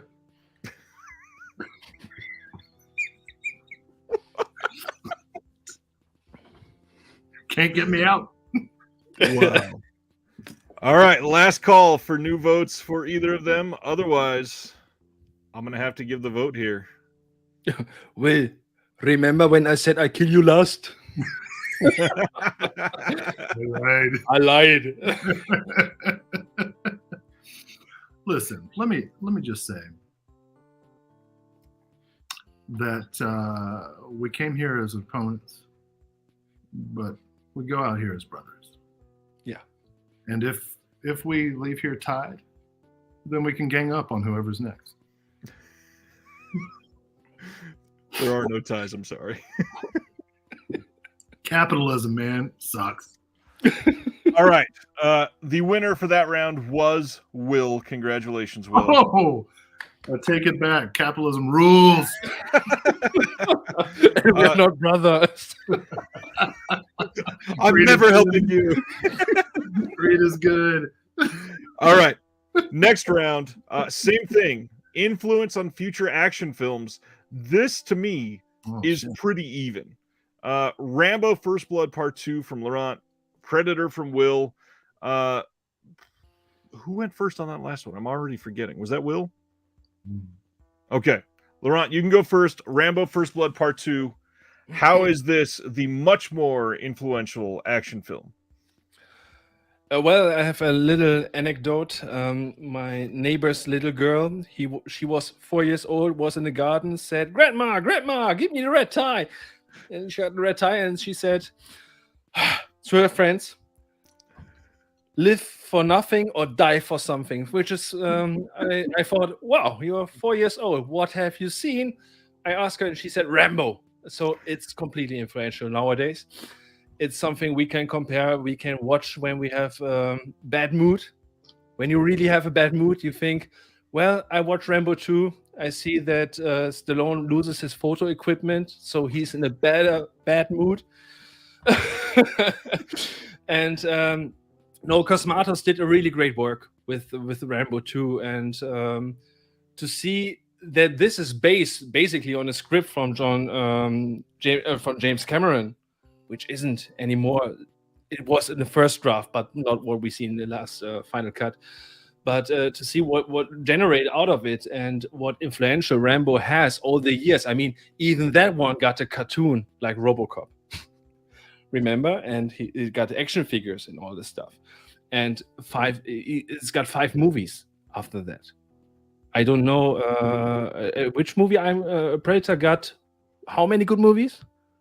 Never mind, because Rambo got really good movies. I don't. The last one. No, don't talk about the last one about the cartel.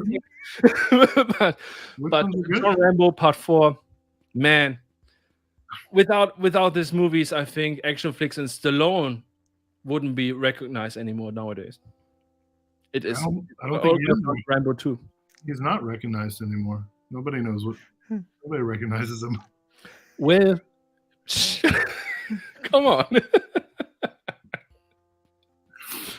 He's in a reality show with his kids now. Really? Yeah. I'm so out of touch with stuff like that. No, it's true. All right, Will. Why is Predator the much more influential action film? Oh my God! How many ripoff? Look, there are plenty of Rambo ripoff movies, sure, but the sheer number of Predator ripoff movies far eclipses. Not to mention the franchise itself, which whatever you think of the Aliens versus Predator crossovers, is just like an amazing concept. The Predator franchise itself went through many different iterations.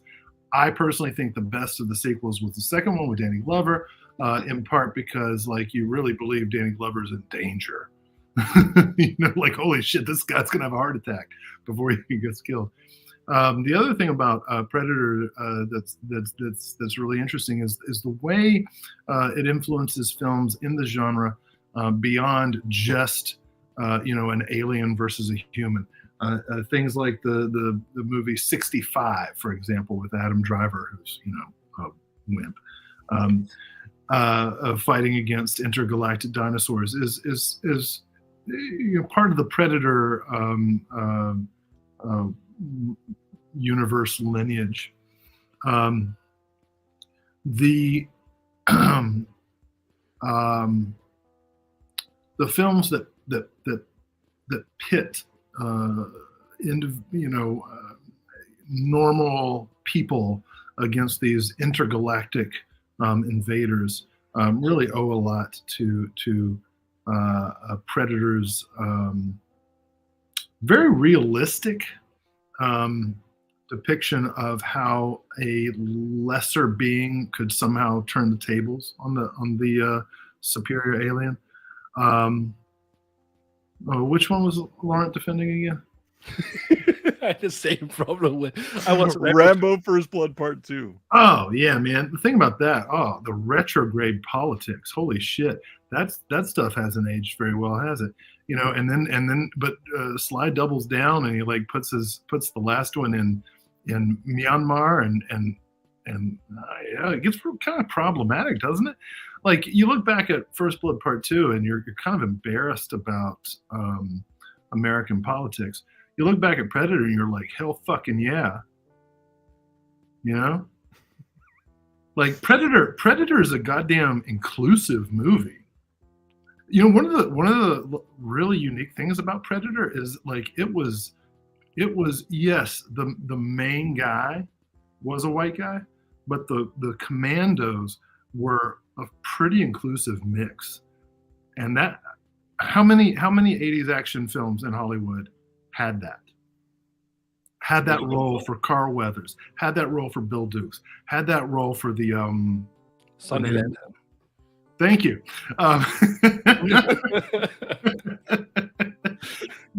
And that's the thing. You look at First Blood Part 2, and it's just like generic Asians as Vietnamese.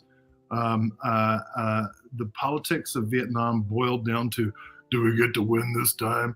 I mean, it's so embarrassing, frankly, when you look back at it from 2023. But you look back at Predator and you're like, I've got an erection and I'm proud of it. I'm proud of this inclusive erection that I have watching Predator. What a final statement on Predator. Laurent, any quick rebuttal?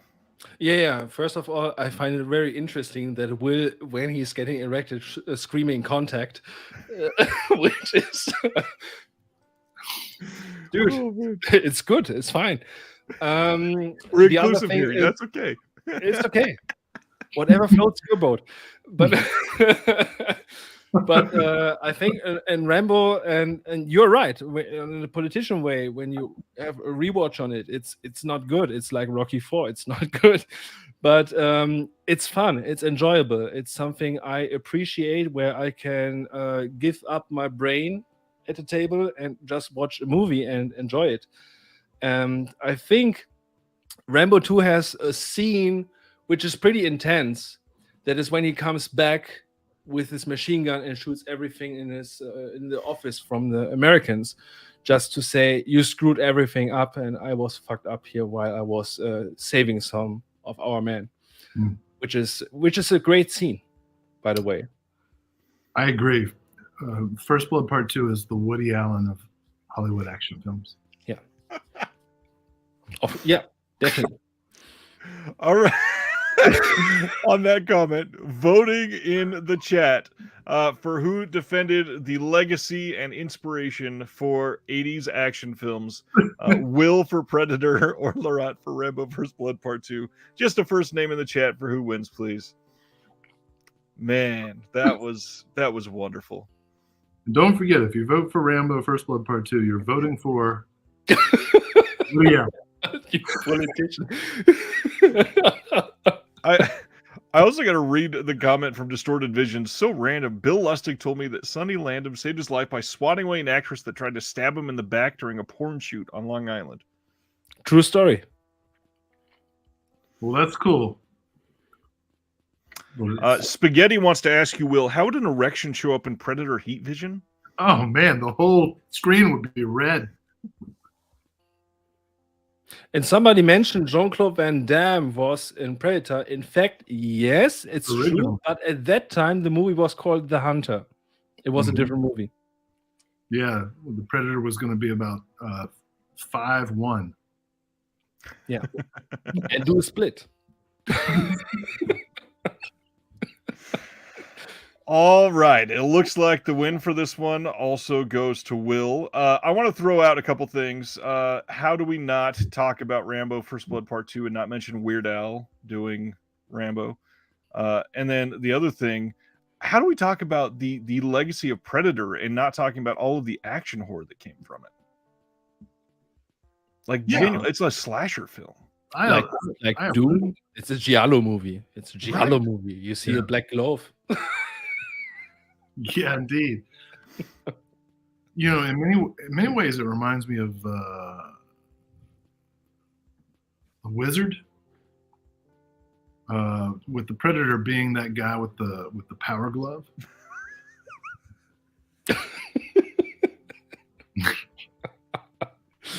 I love the Predator. I love Predator. I love the Italian version. Robo-Man or Robo-War, I think it's Robo-War. Tod Brown. I mean, come on, man. This is really good stuff. Is that Coetzee? Who did that? I know Severin puts it out. Severin Films brought it out. Yeah. Is that Luigi Coetzee? Who did that film? don't It know. is Claudio Fragasso. Fragasso. Yeah. Bruno Mattei. And directed by Vincent Dawn is what it says. That's Bruno Mattei. That's Yep, Bruno Mattei. Just loving the funny names. I was going to point out for both of these, Severin has released many of the copycats for both of these films. Yeah, actually. they have. I was actually like a little stressed out. Like I was worried that you were going to mention like all of the Red Brown Rambo ripoffs that Severin puts out. Because I don't want to mention Cobra Force with the head. But All right, we are down to 2 more in this round. All and right. again, we are talking about the legacy on the future of action cinema. Laurent, you were going first with Lethal Weapon. Will, you were taking on Bloodsport. Bloodsport. Man, I've already talked about Bloodsport. So you get to do it and we again. talked about Lethal Weapon. Now it's the legacy on the future of action cinema. So Laurent is first with Lethal Weapon. Oh, Lethal Weapon made the buddy cop movie, as I told before. It brought it to the big cinema, It's true. and It's true. so we got over the decades, even today, we got buddy cop movies, which is based on Lethal Weapon. In every kind of genre, not only action genre, we also have comedy genre like Rush Hour, which is basically action movie because Jackie Chan is in it, but it's also a comedy movie. And therefore, I think that's the point. That's the whole point. We got an action flick, which was meant seriously by Richard Donner, which is awesome. And this concept was taken over like Streets on Fire. It's a blueprint which you can use for every fucking movie. You can even make a horror movie with the buddy cop element in it. You know, even that Heat is based on Lethal Weapon. If you want to name it a trashy movie. But yeah, it's a simple concept which makes action movies sometimes awesome. Will, you're up with Bloodsport on how it affected the legacy of action films. Yeah, first of all, I'll say again, Lethal Weapon is based on 48 Hours. But but you know, I have to go to something that Laurent pointed out, which is that the Bloodsport really is one of the primary inspirations for the UFC, which means that without Bloodsport, and hear me out, without Bloodsport, we would not have Joe Rogan. Now, I know that many of the people listening today are probably not Joe Rogan fans. I recognize that. I will point out that news radio is amazing, and Joe Rogan is a big part of that. However, whether or not you appreciate the career of Joe Rogan, you have to appreciate the impact of Joe Rogan, positive, negative, whatever. Because he really arises from Bloodsport. And we're not talking about positive or negative inspiration here. We're talking about an influence. We're talking about impact, like the sheer impact. Joe Rogan is the most successful podcaster in the world. And if it had not been for Bloodsport, there would be no Joe Rogan. Now, you can lament that as a tragedy if you wish, or you can be like, bro, that's awesome. But the fact remains that Bloodsport has had the bigger impact. Positive or negative, it matters not. It is the bigger impact. Now, that being said, aesthetically, Bloodsport has had the bigger impact. You can talk about Lethal Weapon as a buddy cop comedy all day long, but does anybody cite it as an aesthetic influence, as a stylistic influence? No. Bloodsport is gorgeous. It is perfectly edited, perfectly shot, perfectly choreographed. What does Lethal Weapon have going for it? Mullets and butts. Laurent, a rebuttal? First of all, I don't understand what Fear Factor. Why is Fear Factor inspired by Bloodsport? What is your problem, Will? I don't get it. UFC. And also in the UFC, Joe Rogan is only a moderator, I think. No, he wasn't in the cage. No, his podcasting comes from that, though. Yeah. Okay. I got you on that. But Lethal Weapon got the father of the singer of Red Hot Chili Peppers killed in the first 50 minutes. I just want to say it or mention it. But, it was also one thing you pointed out with the stylistically, it's wrong. Many action movies after Lethal Weapon take over the fast cutting, which it had in its action scenes from Richard Donner, and in the fight scene where you can see Rick's fight against Gary Busey in the garden, the camera holds on to it. It's no fast cutting. So this is something especially which came from the Hong Kong action movies where the camera shows the fights. Which Not Richard Donner. Yeah, but he took it to America and made it. This is a new norm for action movies, which was later in the 90s. We can forget it because there was fast cutting again, and then we got some trash like Taken 3, where you have like 19 angles from showing that he's jumping over a fence. I don't get it. But yeah, so Lethal Weapon was very influential in action scenes, and also in the way people respond with each other. You have action and the good dialogues, which is something I miss nowadays. Bloodsport, don't get me wrong, but the dialogues, no man. It's as I said, it's about child trafficking. When an Asian man comes to a family and said, "You want to know? I came to America. You came here to America and make wine, and I want to show my fight skills, so I can take your son, and my son can beat up your son." And the parents say, "Yes." I don't know. I don't think it's a good dialogue. Well, I think there's a long tradition of sending kids to boarding school, so I think that's typical for people of means, regardless of their culture. Look, here's the thing, man. You look back at Bloodsport, and there's very little to be embarrassed about. You look back at Lethal Weapon, and there's a lot. There's a lot.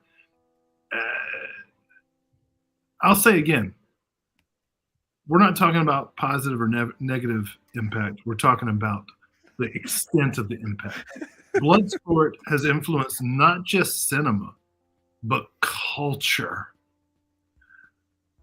How many people today look back at Lethal Weapon and are like, "Oh my gosh, that's my favorite movie," versus how many people today look back at Bloodsport and are like, "Oh my God." Big Mike Leader agrees with me. Have you seen How I Met Your Mother? I think he did a rewatch of all the 4 Lethal Weapon movies and not Bloodsport. So are you talking about that Doogie Howser show? I don't know. Is that the Doogie Howser show, Ryan? It is. Oh, well, I do not feel I need to respond. Well, I could understand if you were in the chat and you were feeling like Stan, who says he is conflicted. Remember, we are voting for the defense of the legacy of this film, not the film itself. Will defended Bloodsport. Laurent defended Lethal Weapon. No comment, Will. Hold on. Let people start voting. Please Stan. enter a name in the chat.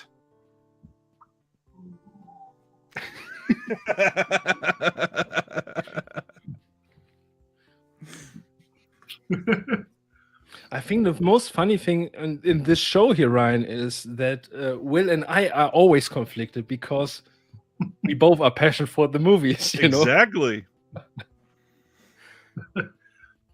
We've got one vote for each. Stan's killing me, man. Hey, I'll tell you a secret after the voting's over. Daniel says Karate Kid and No Retreat, No Surrender had much more influence in pop culture, and would Bloodsport exist without the other two? What does Laurent or Will have to say about that?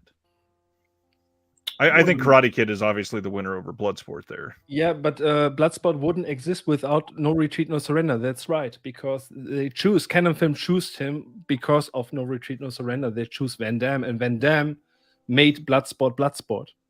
He edited the movie, he did everything. He did the fight choreography with Frank the Liar Dukes. But it was Mohamed Kissi and Van Damme who really made Bloodsport what it is nowadays. I got a funny story about Karate Kid. you want to hear it? Yeah. Sure. All right. So when I was 25, 26, I was getting my master's degree, and I was working in my spare time at a writing center where I worked with a lot of students who were English language learners, English as a second or third, fourth language. And I started working with this Japanese student who was there getting her master's degree in music therapy. And she was an amazing musician and quite fetching. And I, through total luck, because I did not deserve it at all, sparked up a friendship with her, and then that turned into a brief period of dating. And as we got to know each other, she revealed to me that she was a black belt and in karate and competed in martial arts tournaments and so on. And I was like, oh, have you ever seen Karate Kid? And she was like, no, of course not, because she had just come to the United States to do her studies and hadn't seen them. I was like, okay, you go watch Karate Kid. So we go and we watch Karate Kid together. And I did not realize quite how racist that movie was until I watched it with a Japanese person. She found it very humorous. She was laughing about how like all of the actors of Asian descent were mostly American born and were doing approximations of the accents and stuff. And I was like, oh God, just kind of embarrassed about it. But then when Daniel LaRusso did the crane kick, she started laughing her ass off. And I was like, what are you laughing at? That's the ultimate karate move. And she goes, if you did that to me, I would break every bone in your body. And I was like, this girl is amazing. So you dated Tong Po? Is that what you want to say? I love the end of that. More or less. So, just so you know, all that karate is a lie.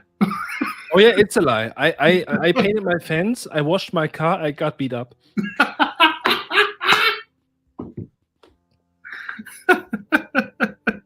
She was cool. All right. Yeah. We are going into our final battle in this round. Oh, and, still going? Yes, we are not done. Will, you are defending the legacy of the killer. Oh, man.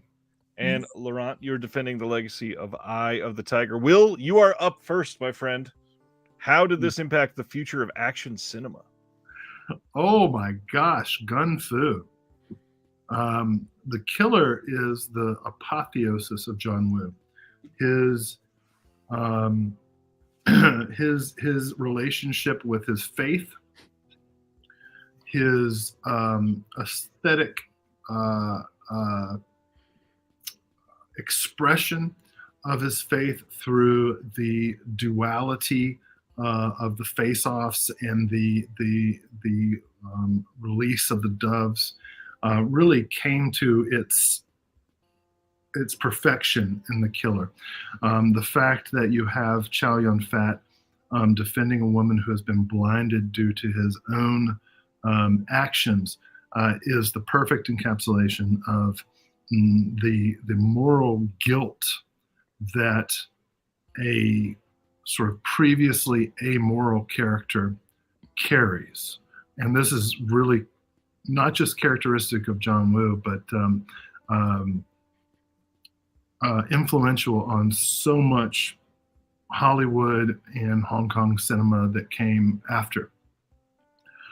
When you look at films as disparate as Woo's own Face Off with Travolta and Cage both wrestling with their own moral dilemmas, to something as different as the action comedy The Big Hit, what you have is with Marky Mark and Lou Diamond Phillips. What you have is professional Ronin, really, to put it in a sort of Kurosawian lineage, Ronin, who are for the first time forced to examine their moral choices and to think about them in terms of atonement. Without the killer, could you have films like John Wick? Without the killer, could you have the career of Takashi Miike? Without the killer, could you have the exodus of Hong Kong directors to Hollywood that defined the 2000s in action cinema? I think not. I think the killer is the moment. And let's not forget that the killer is the film that Quentin Tarantino references the most in his little multiverse, which, according to Broseph cinephiles the world over, is the authority, right? Quentin Tarantino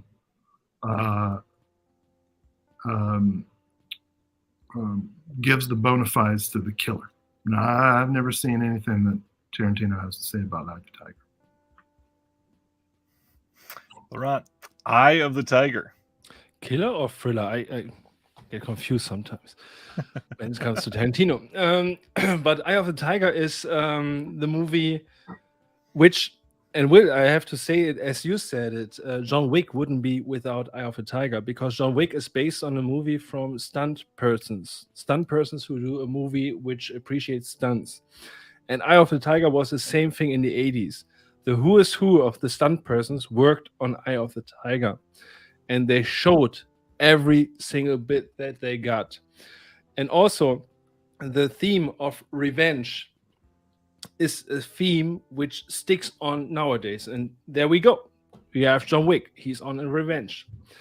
And Eye of the Tiger showed it in a really cool fashion manner, how you can take revenge in a small village where the police is corrupt and the villains are really bad as biker gangs.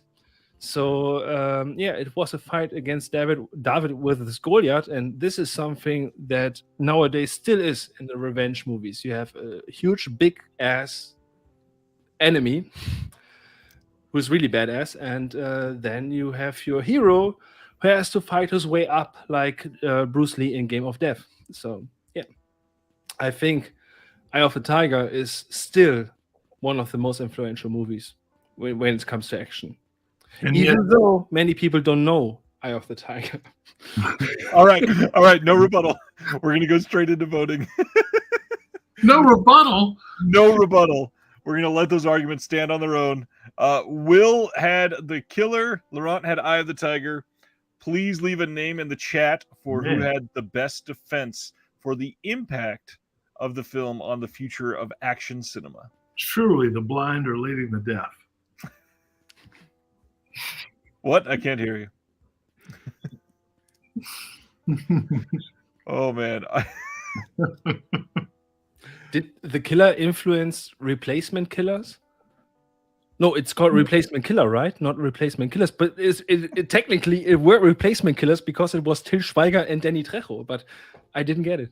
That was a combination of John Woo and Woody Allen. Chow Yun-Fat and Mira Sorvino. That's I don't want to kill people. Since it won't really affect the vote anymore, Mike Leader's comment is so funny. There's some great stunts in action, but did Eye of the Tiger influence anything but Cool as Ice? Indeed. Drop that zero and get with the hero. Oh, perfection. Okay, we are down to 4 titles, and funny enough, 2 of them are for Will, and 2 of them are for Laurent. No way. It is perfect the way that this ended up. We are down to the 2 battles that will determine the final 2 action films of the 80s that we are choosing our winner for the episode 2 of this. So now this is just going to be an all-out impassioned plea for why your film is better than the other film. Again, It's what we do like 2 hours now. We've been going for so long. Oh my gosh. and it's still way shorter than the first episode. So Yeah, that's true. these are Well, fuck, man. I had so many other titles on my list. This is a perfect combination here, though. So, Laurent, you got Commando. Will, you've got Predator. Will, I mean, I don't know why you're complaining. This is a great one to defend here. Will, you are up first with Predator. Why is this infinitely better than Commando? The alien with the vagina face. The challenging bicep flexing camaraderie between Carl Weathers and Arnold Schwarzenegger. B, the spittoon of Jesse Ventura. C, the wickedly witty script of Shane Black. D, the mystical moments of, what was his name again, Laurent, the Native American character? Oh, Sonny Landham. Thank you. Not only that, but the presence of the super big guy, what was his name, Kevin Michael Hall, from the late lamented and overlooked incredible sci-fi TV series Misfits of Science as the Predator. So many iconic performances, and I haven't even talked about Bill Duke yet. Bill Duke. If you want to be a man, Bill Duke is the man to emulate.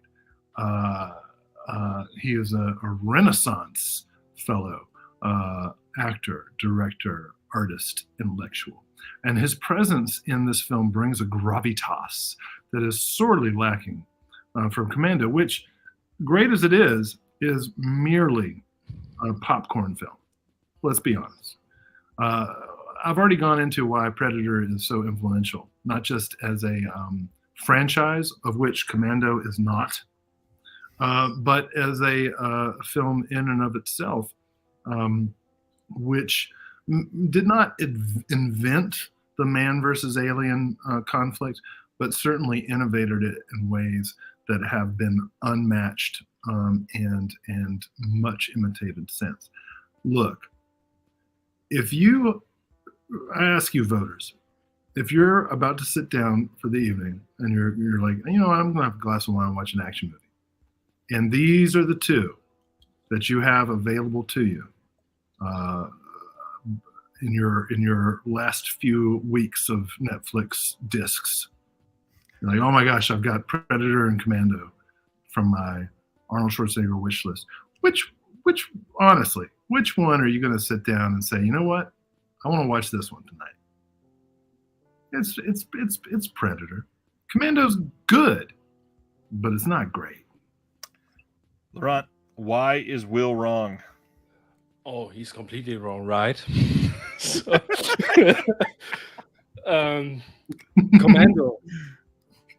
Commando doesn't need sequels. Commando has a remake from Russia. We don't mention it, but what Commando did. It's a commie film. What Commando did was, it has the montage of putting your weapons on your body, which is used nowadays so many times. I think even there was this movie, I'm Gonna Get You, Sucker, did it, right? I think they got it from Commando, if I'm not wrong. Ooh. But you mentioned so many people, and I can say, hey, man, Bill Duke also in Commando. We got a black female lead, Ray Dawn Chong. We got a little kid, which later on make TV series like Charm. We don't mention that one too, but hey, come on. She was the kid of Arnie, which is awesome. And the film is all about family, Commando is about family. Predator is not about family. Predator is about sexual harassment from predators in the jungle. But but this one, yeah, it is so. Isn't it so? There are these muscular guys coming into the jungle, getting the girl, tying her up, and say, "She belongs to us now." You know exactly what they did with her after that. I mean, Bukak is nothing against it. So I'm glad that a female warrior came to save her, called the Predator. But Commando, it's timeless, man. It's timeless, and I think Predator can't compete with Commando. Even the lines are better than in Predator, the one-liners, because Commando was first. Yeah, Predator was a rip-off when it comes to the one-liners from Commando. Wow. Yeah. So there you go. That's a good point. There you have it. A risky gambit to All right. To quote Stan Geezy. Hold on. To fill your rebuttal, 5 words to describe your film, and that's it. 5 words. You get 5, and then Laurent gets 5. 5 words.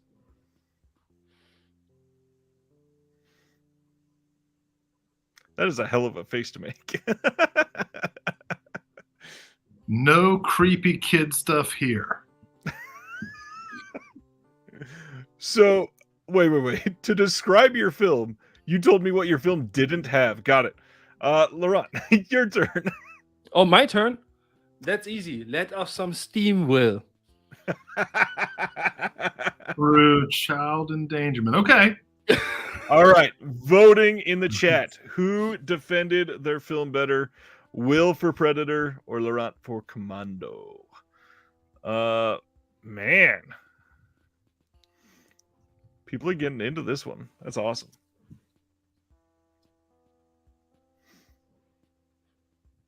I was surprised that it didn't get leaned on earlier that Commando came before Predator. Exactly. It has no stamina.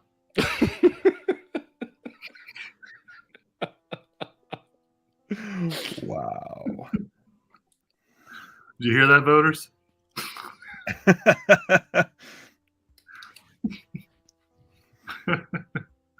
Tie game at the moment. Look, how many, the Predator is, we're talking about influential, not what you prefer. Predator spawned not just a franchise, but a crossover franchise, and in addition, countless ripoff remakes. Commando didn't need it. Commando had Bill Paxton in one scene. That's all. Well, the Aliens franchise crossed over with Predator, which had Bill Paxton in it. So there was a lineage there. Yeah, and Predator 2, and also Terminator. Bill was in everything, man. Predator 2, I think, is he's the guy who leads the Commando. Look, if we were doing 90s, Predator 2 would be like my number 1. I love Predator 2. I think it's the best of the franchise. Yeah, click your fucking check mark. Wait, have you seen that? Oh my gosh, the butt hurt is real. Hey, you know what? I want to share a secret. I've never seen Eye of the Tiger. Well, I sent it to you. Please do. Sounds good. I gotta be honest, I kind of thought that was the case earlier and didn't want to say it. Oh, yeah.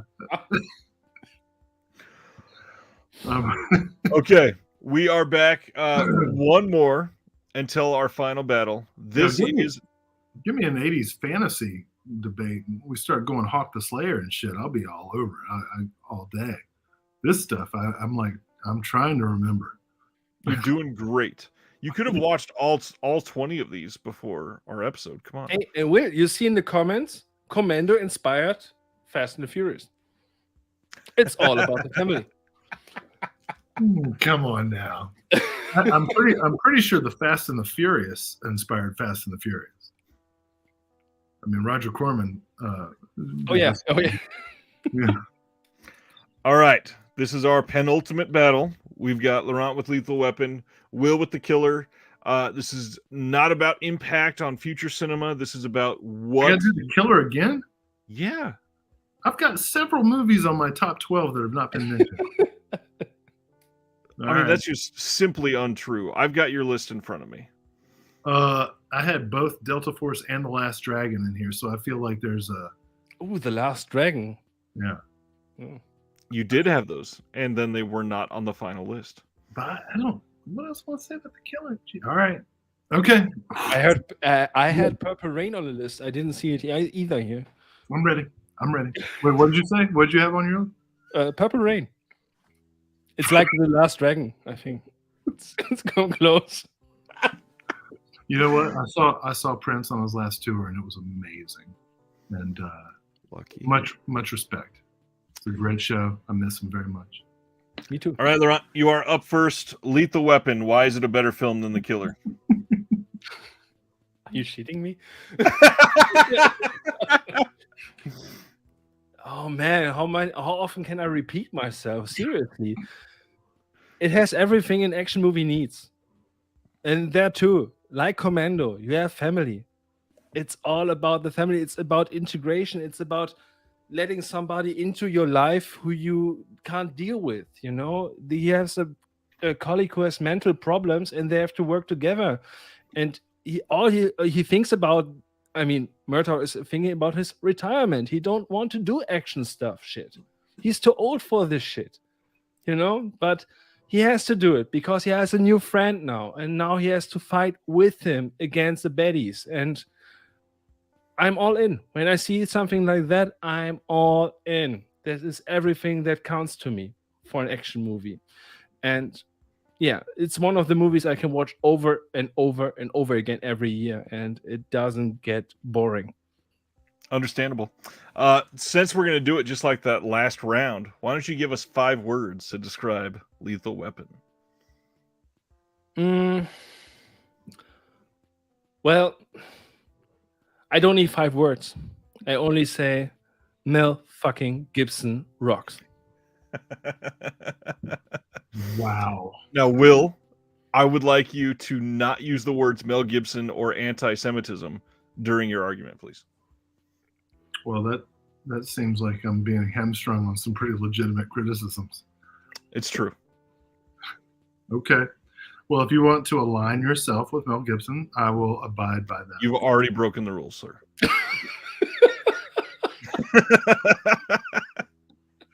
All right. You had one job, Will. One job. So, one thing that The Killer does not have is mullets. Another thing that But mustaches. Another thing that The Killer does not have is a lack of chemistry. Now, say what you will about the fact that Lethal Weapon had several sequels. I think we can look back at them and we all know that the 2 male leads did not have real chemistry. But The Killer has at its center a truly deep and nuanced relationship between killer and cop, one that interrogates the moral and ethical positions of each.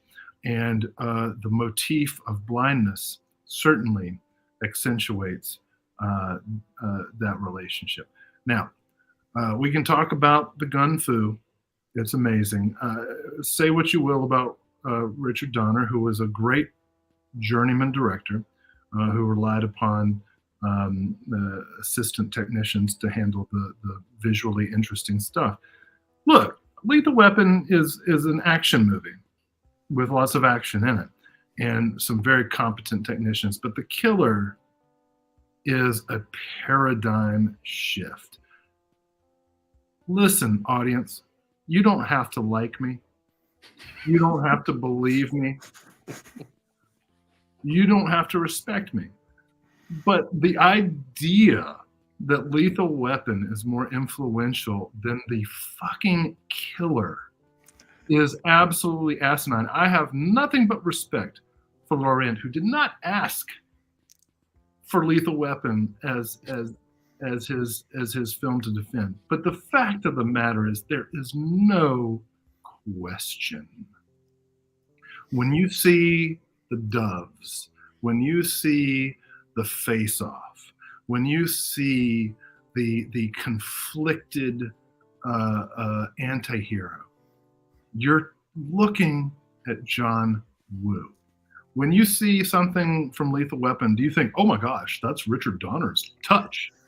You don't say that. You don't even know who he is. You don't fucking know who he is. 5 words to describe the killer as your final little bit here. John Woo, not Richard Donner.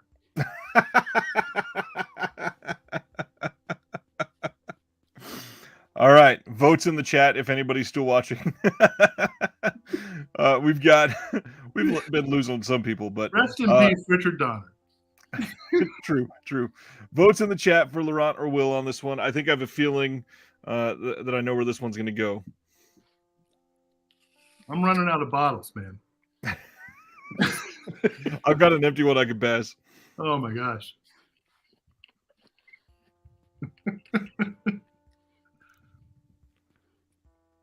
Let's see. Somehow we've got 2 votes for Laurent.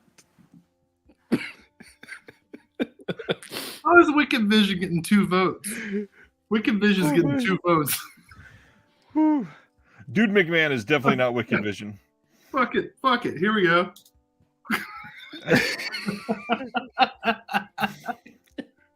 That doesn't count. We've got 2 for Will, 2 for Laurent. I'm having to actually appeal to the audience.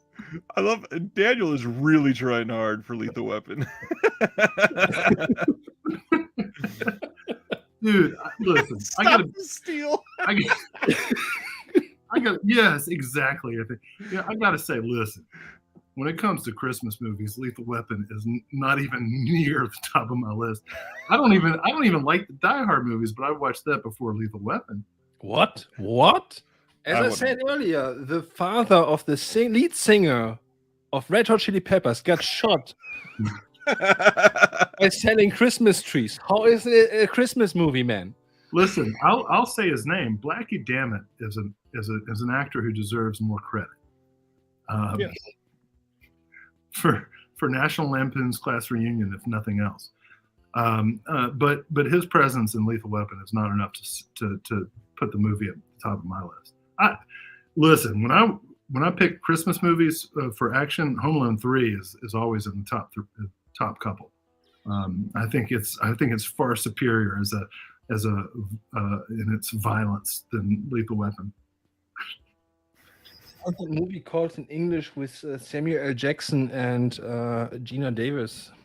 In Germany, it's called Deadly Christmas, but that is not the Long Kiss Goodbye. Here. Long Kiss Goodbye. Long Kiss Goodbye. Thank you. Yeah, this is one of my favorite Christmas movies. Was that Rennie Harlan? Yep.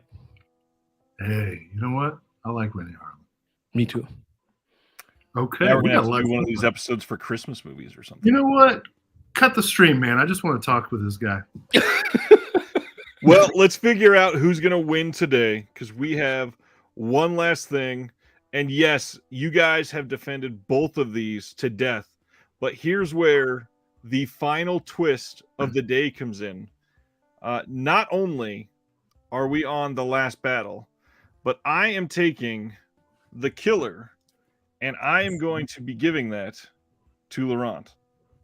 Tell you what, man, Timok would be disappointed in you. I've got an impassioned defense of Last Dragon ready to go. Well, this is here, and this is when we end this thing. Will, you are defending Commando. No, I'm going second. I'm not telling you you're going first. Just saying this is all of the stuff, the negativity that you've thrown at Commando all night. Laurent, I know that you have. I love Commando. So this is where it's your time to shine. Laurent, you're up first, defending the killer, and Will be defending Commando. Laurent, take it away. Before you go. How can I wait? Wait a second. I'm defending the movie now. I'm only defending, not any more rules. Just Correct. Defending, right? Correct. Okay. Will has something you wanted to say though. I eat killers for breakfast.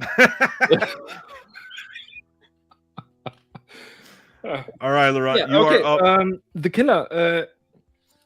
It's for me. It's The Killer is the most inspirational action movie when it comes to Hong Kong cinema, which shows us what we can achieve with a good story, with drama, with a love story, and a lot of action, and also the situation in between the different characters. We have a policeman who's hunting the killer.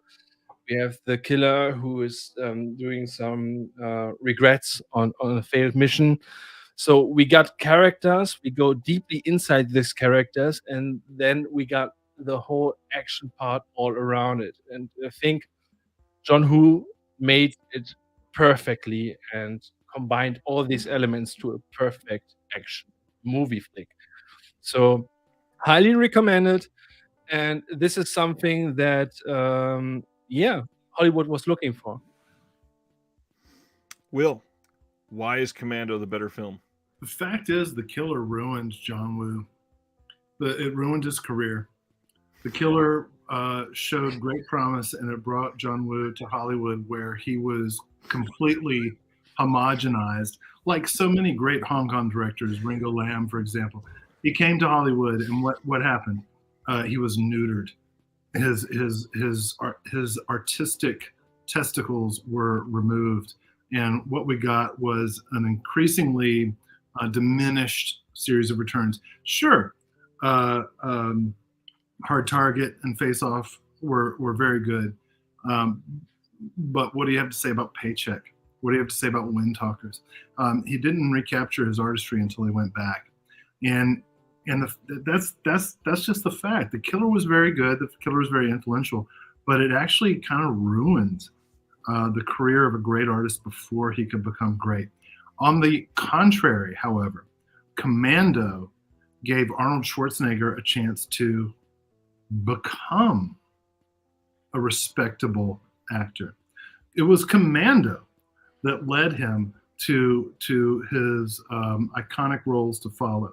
It was Commando that put him in an ensemble with people like Bill Duke, Dan Hedaya, Ray Don Chong, and yes, Alyssa Milano, who is quite a good actress, and who gave him the first chance until perhaps Jingle All the Way to really show his soft side, to show his familial side, to show his paternal side. This is a film where Arnold Schwarzenegger murders extrajudiciously several dozen people, yes, but it's also the first is able to really show himself as a father, to really show himself as capable of portraying love, familial love, paternal love, tenderness. What tenderness is there in Paycheck? None, I would submit. Commando led to so many great roles for Arnold Schwarzenegger, so much expansion of his craft, whereas The Killer led to a narrowing of John Woo's craft. And it led to a complete disaster of a Hollywood trip for Chow Yun-fat, who came and did The Replacement Killers and some shit with DMX. I don't know. Or that was Jet Li. The corruptor was Chow Yun-fat. Thank you. You caught me before I accidentally made a racial mistake. I apologize for conflating Chow Yun-fat and Jet Li. But the point is, when Chow Yun-fat got to Hollywood, there was really nothing for him. And when John Woo got to Hollywood, there was really nothing for him. He had a couple of okay movies, but they pale in comparison to his Hong Kong film. On the other hand, Commando was the explosion of Schwarzenegger. It got Schwarzenegger all over us.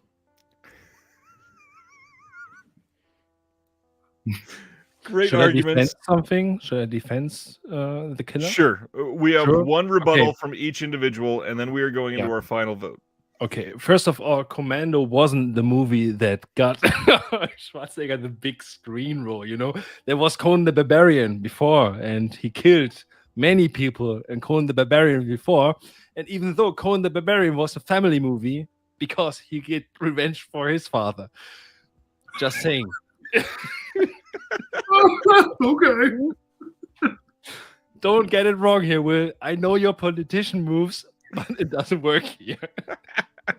Did he have a daughter in Conan? No, I don't think so. But Thank you. maybe he got Thank you. one in Cacto Jack. I don't know. I didn't see Proceed. Cacto Jack. It was Proceed. long before Commando. And also Mark L. Lester. Yeah, he did a good action flick, but seriously, it's not comparable to The Killer. The guy who did Truck Stop Woman. Yeah. I mean Truck Stop Woman and The Class of 1984. I don't know if this is the same guy. It seems so, but is it so? I don't know. Maybe there's a lie. So for me, The Killer, you can't say anything against The Killer. And you said it right. It opened up the way, The Killer, for every action movie. Not only for the career of John Woo, not only in the career for Chong Yun-fat, who did after that Hard Boiled, which is awesome too, and in terms of action, just more explosive than The Killer.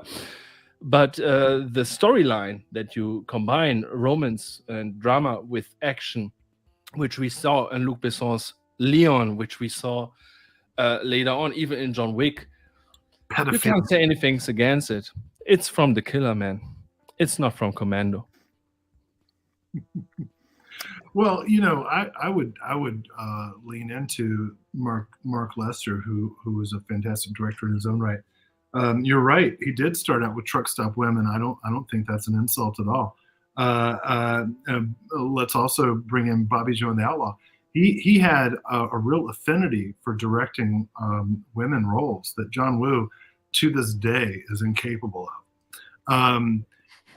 Mark Lester, after Commando, went on to do films like Armed and Dangerous, Showdown in Little Tokyo, etc. He has a real range in terms of being able to direct for comedy, for romance, and for action. I don't know. Is there a John Woo comedy that I'm forgetting about? I just don't think he's capable of. When we talk, he planned to do When the Doves Cry, but I mean, Face Off was pretty damn funny too. Yeah, but it wasn't because John Woo. And they have the Super Mario boots in Face Off, so it was comedy. Yeah. Okay, well, you know, that wasn't because John Woo was trying to make a comedy, though. Look. The fact is, you're right. Arnold Schwarzenegger had become a star already from Conan the Barbarian, but Commando is the film that expanded his range and enabled him to become the global superstar that he did, doing not just action films but romantic comedies and family movies. There would be no Kindergarten Cop or Jingle All the Way. Etc. If he had not shown his ability to work with young actors as he did in Commando. Commando is the moment where Arnold Schwarzenegger became not just a muscle man, but a global phenomenon, and eventually a beloved governor. Speaking of politics, Terminator, Will. It was Terminator, not Commando. Well, Terminator's not on the list. Terminator's not on the list. You're throwing around bullshit. That's his rebuttal against your argument. All right. Great. I have no problem with the Terminator, but he did. But Terminator 2 would be impossible without Commando. One final sentence, and then we can have an actual discussion as friends. Terminator 2 would be impossible without Commando. Laurent, your final sentence. My final sentence. If John Woo would be here, definitely he would send Chong Yun-fat to kill Will because of his false statements. So we got blinded.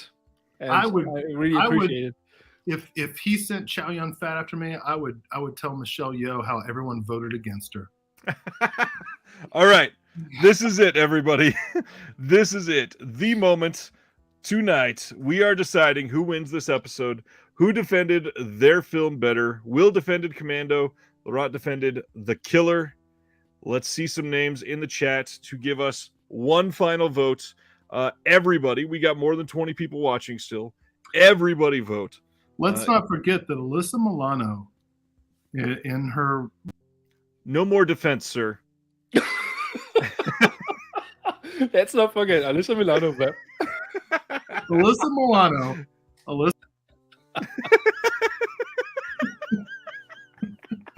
Not fair. It is fair. No more. All right.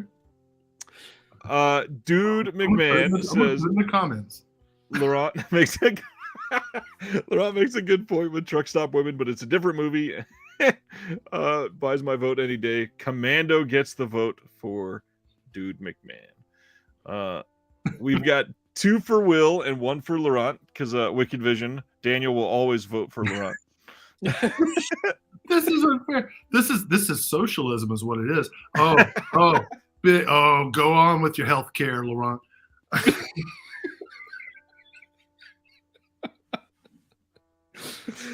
Oh man, you and your guns make action. I'll tell you what. Hey, listen. Hey, Alyssa Milano and her white lady way. Also, you did a break, and it wasn't. I waited until a dramatic moment to do it. I had to. That's fine. She knows. Oh man. Okay. Oh, gosh.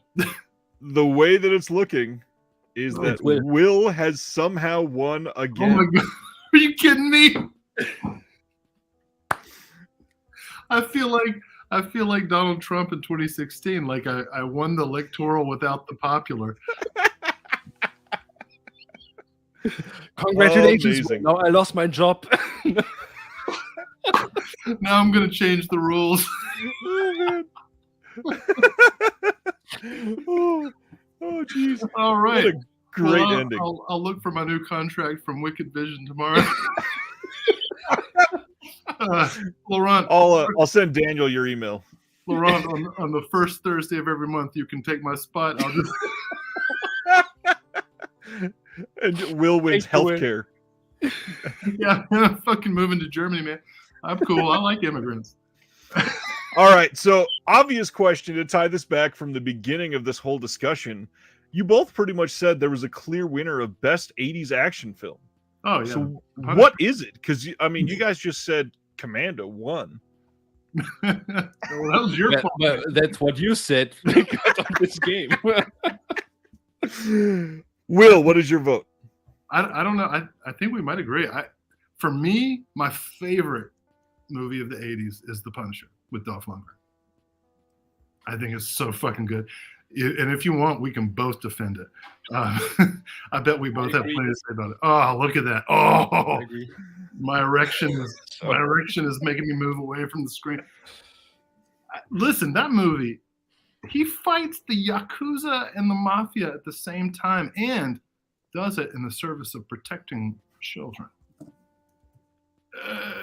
What do you and he does yoga nude, and you get Dolph Lundgren's got a good ass, man. Like, me and my wife agree on that. And he gets his information from a guy who lives on the street with a VCR car and alcohol bottle on it. I think it's the best scene in the movie. Do you remember that scene where he's in the bar and he says to the guy, "I'm a thespian," and the guy spits his beer out. He's like, "You're a what?" And look, Oscar winner Lou Gossett Jr. Brings the pathos, right? Like, he really wants to redeem Frank, and that's something that's really missing from the subsequent Punisher adaptations is this idea that Frank can be redeemed, that he can turn away from the path that he's chosen. That's not possible in the awful Thomas Jane movie or in Punisher Warzone, which is great, but great as a satire, or in the TV show, which stars that guy who's married to the sister of Facebook CEO, Cheryl, whatever her name is. He's a soft. He's got soft hands. Everybody's like, "Oh, you're a tough guy." John Bernthal, right? John Bernthal. Oh, you're a big tough guy. No, he's a soft hand, rich fucker. Yeah, but I think when it comes to Punisher movies, I think the Dolph Lundgren one is the best adaptation from the comics. Yes, absolutely. And the movie goes straight into the Punisher. We don't see his origin stories too long. It's there. It's short, but we have the Punisher. It's the guy who's a killing machine and doing it for the right reasons. Yeah, so, and the fact that at the end he does not change his character whatsoever. He's like, "You're a good boy. Grow up to be a good man, because if not, I'll be waiting." He says that to a child whose father he just murdered. Yeah. You know, that's the Punisher. That's who the Punisher is. He's Batman without the cuddly stuff. The Dolph Lundgren Punisher film is, to me, one of the top 3. That was a Canon film, right? No. It was a New Vision film. It was from Roger Corman's company. Yeah. It's one of the top 3 of that era, and it's, I think, one of the best and most nuanced Lundgren. It's the movie that showed that Lundgren could act. Oh, for sure. And it does not get enough credit. It played all the time on HBO, and I want to believe I saw it on TBS or USA cut, edited as a kid. But what I was wondering is, Punisher didn't even got a cinema release in the US. No, it didn't. It didn't. In Germany, it got. In France, it got. In Australia, it got, but not in the US. And I was wondering because I was searching for a movie poster, for a cinema poster. And as you see, this is the German one. But I can't find the American one because there is no American one. It hasn't an American cinema release. Well, I've got 2 more things I wanted to bring up. The first one is a little bit of an inflammatory one. Die Hard is not on either of your lists. And when you ask most cliche list-making things about top 80s action, that's at the top of the list. Why isn't it one of the best 80s action films? Well, I can tell you, because first of all, Daniel is right. I get a lawyer now. But but no, I think Die Hard is a movie like Indiana Jones. It's full of mistakes. Yep. And the whole situation, the whole building, Nakatomi Plaza, could stand in its entirely if Bruce Willis just didn't go into fighting these guys. At least his girlfriend, she got the code for the safe. She would give the code and the people are free. What does this douchebag do? Oh, yeah, okay, I try to save them. And he fucked up completely. Agreed. Predator was John McTiernan's apotheosis. Die Hard was the beginning of his decline. And everyone loves Die Hard. I remember my father-in-law, we were visiting for Christmas one year, and he was shocked that I'd never seen Die Hard. And he was like, "Oh, we gotta watch Die Hard." We watched Die Hard, and I was like, and we haven't spoken in years. I've never understood the Die Hard worship. It's okay at best, in my opinion. I like the third one. I like the third one from the 90s with Samuel L. Jackson. This is a fun movie with the controversial scene in the beginning, and there's a lot of comedy. I think my first thought was, oh, is this a script by Shane Black? But it wasn't.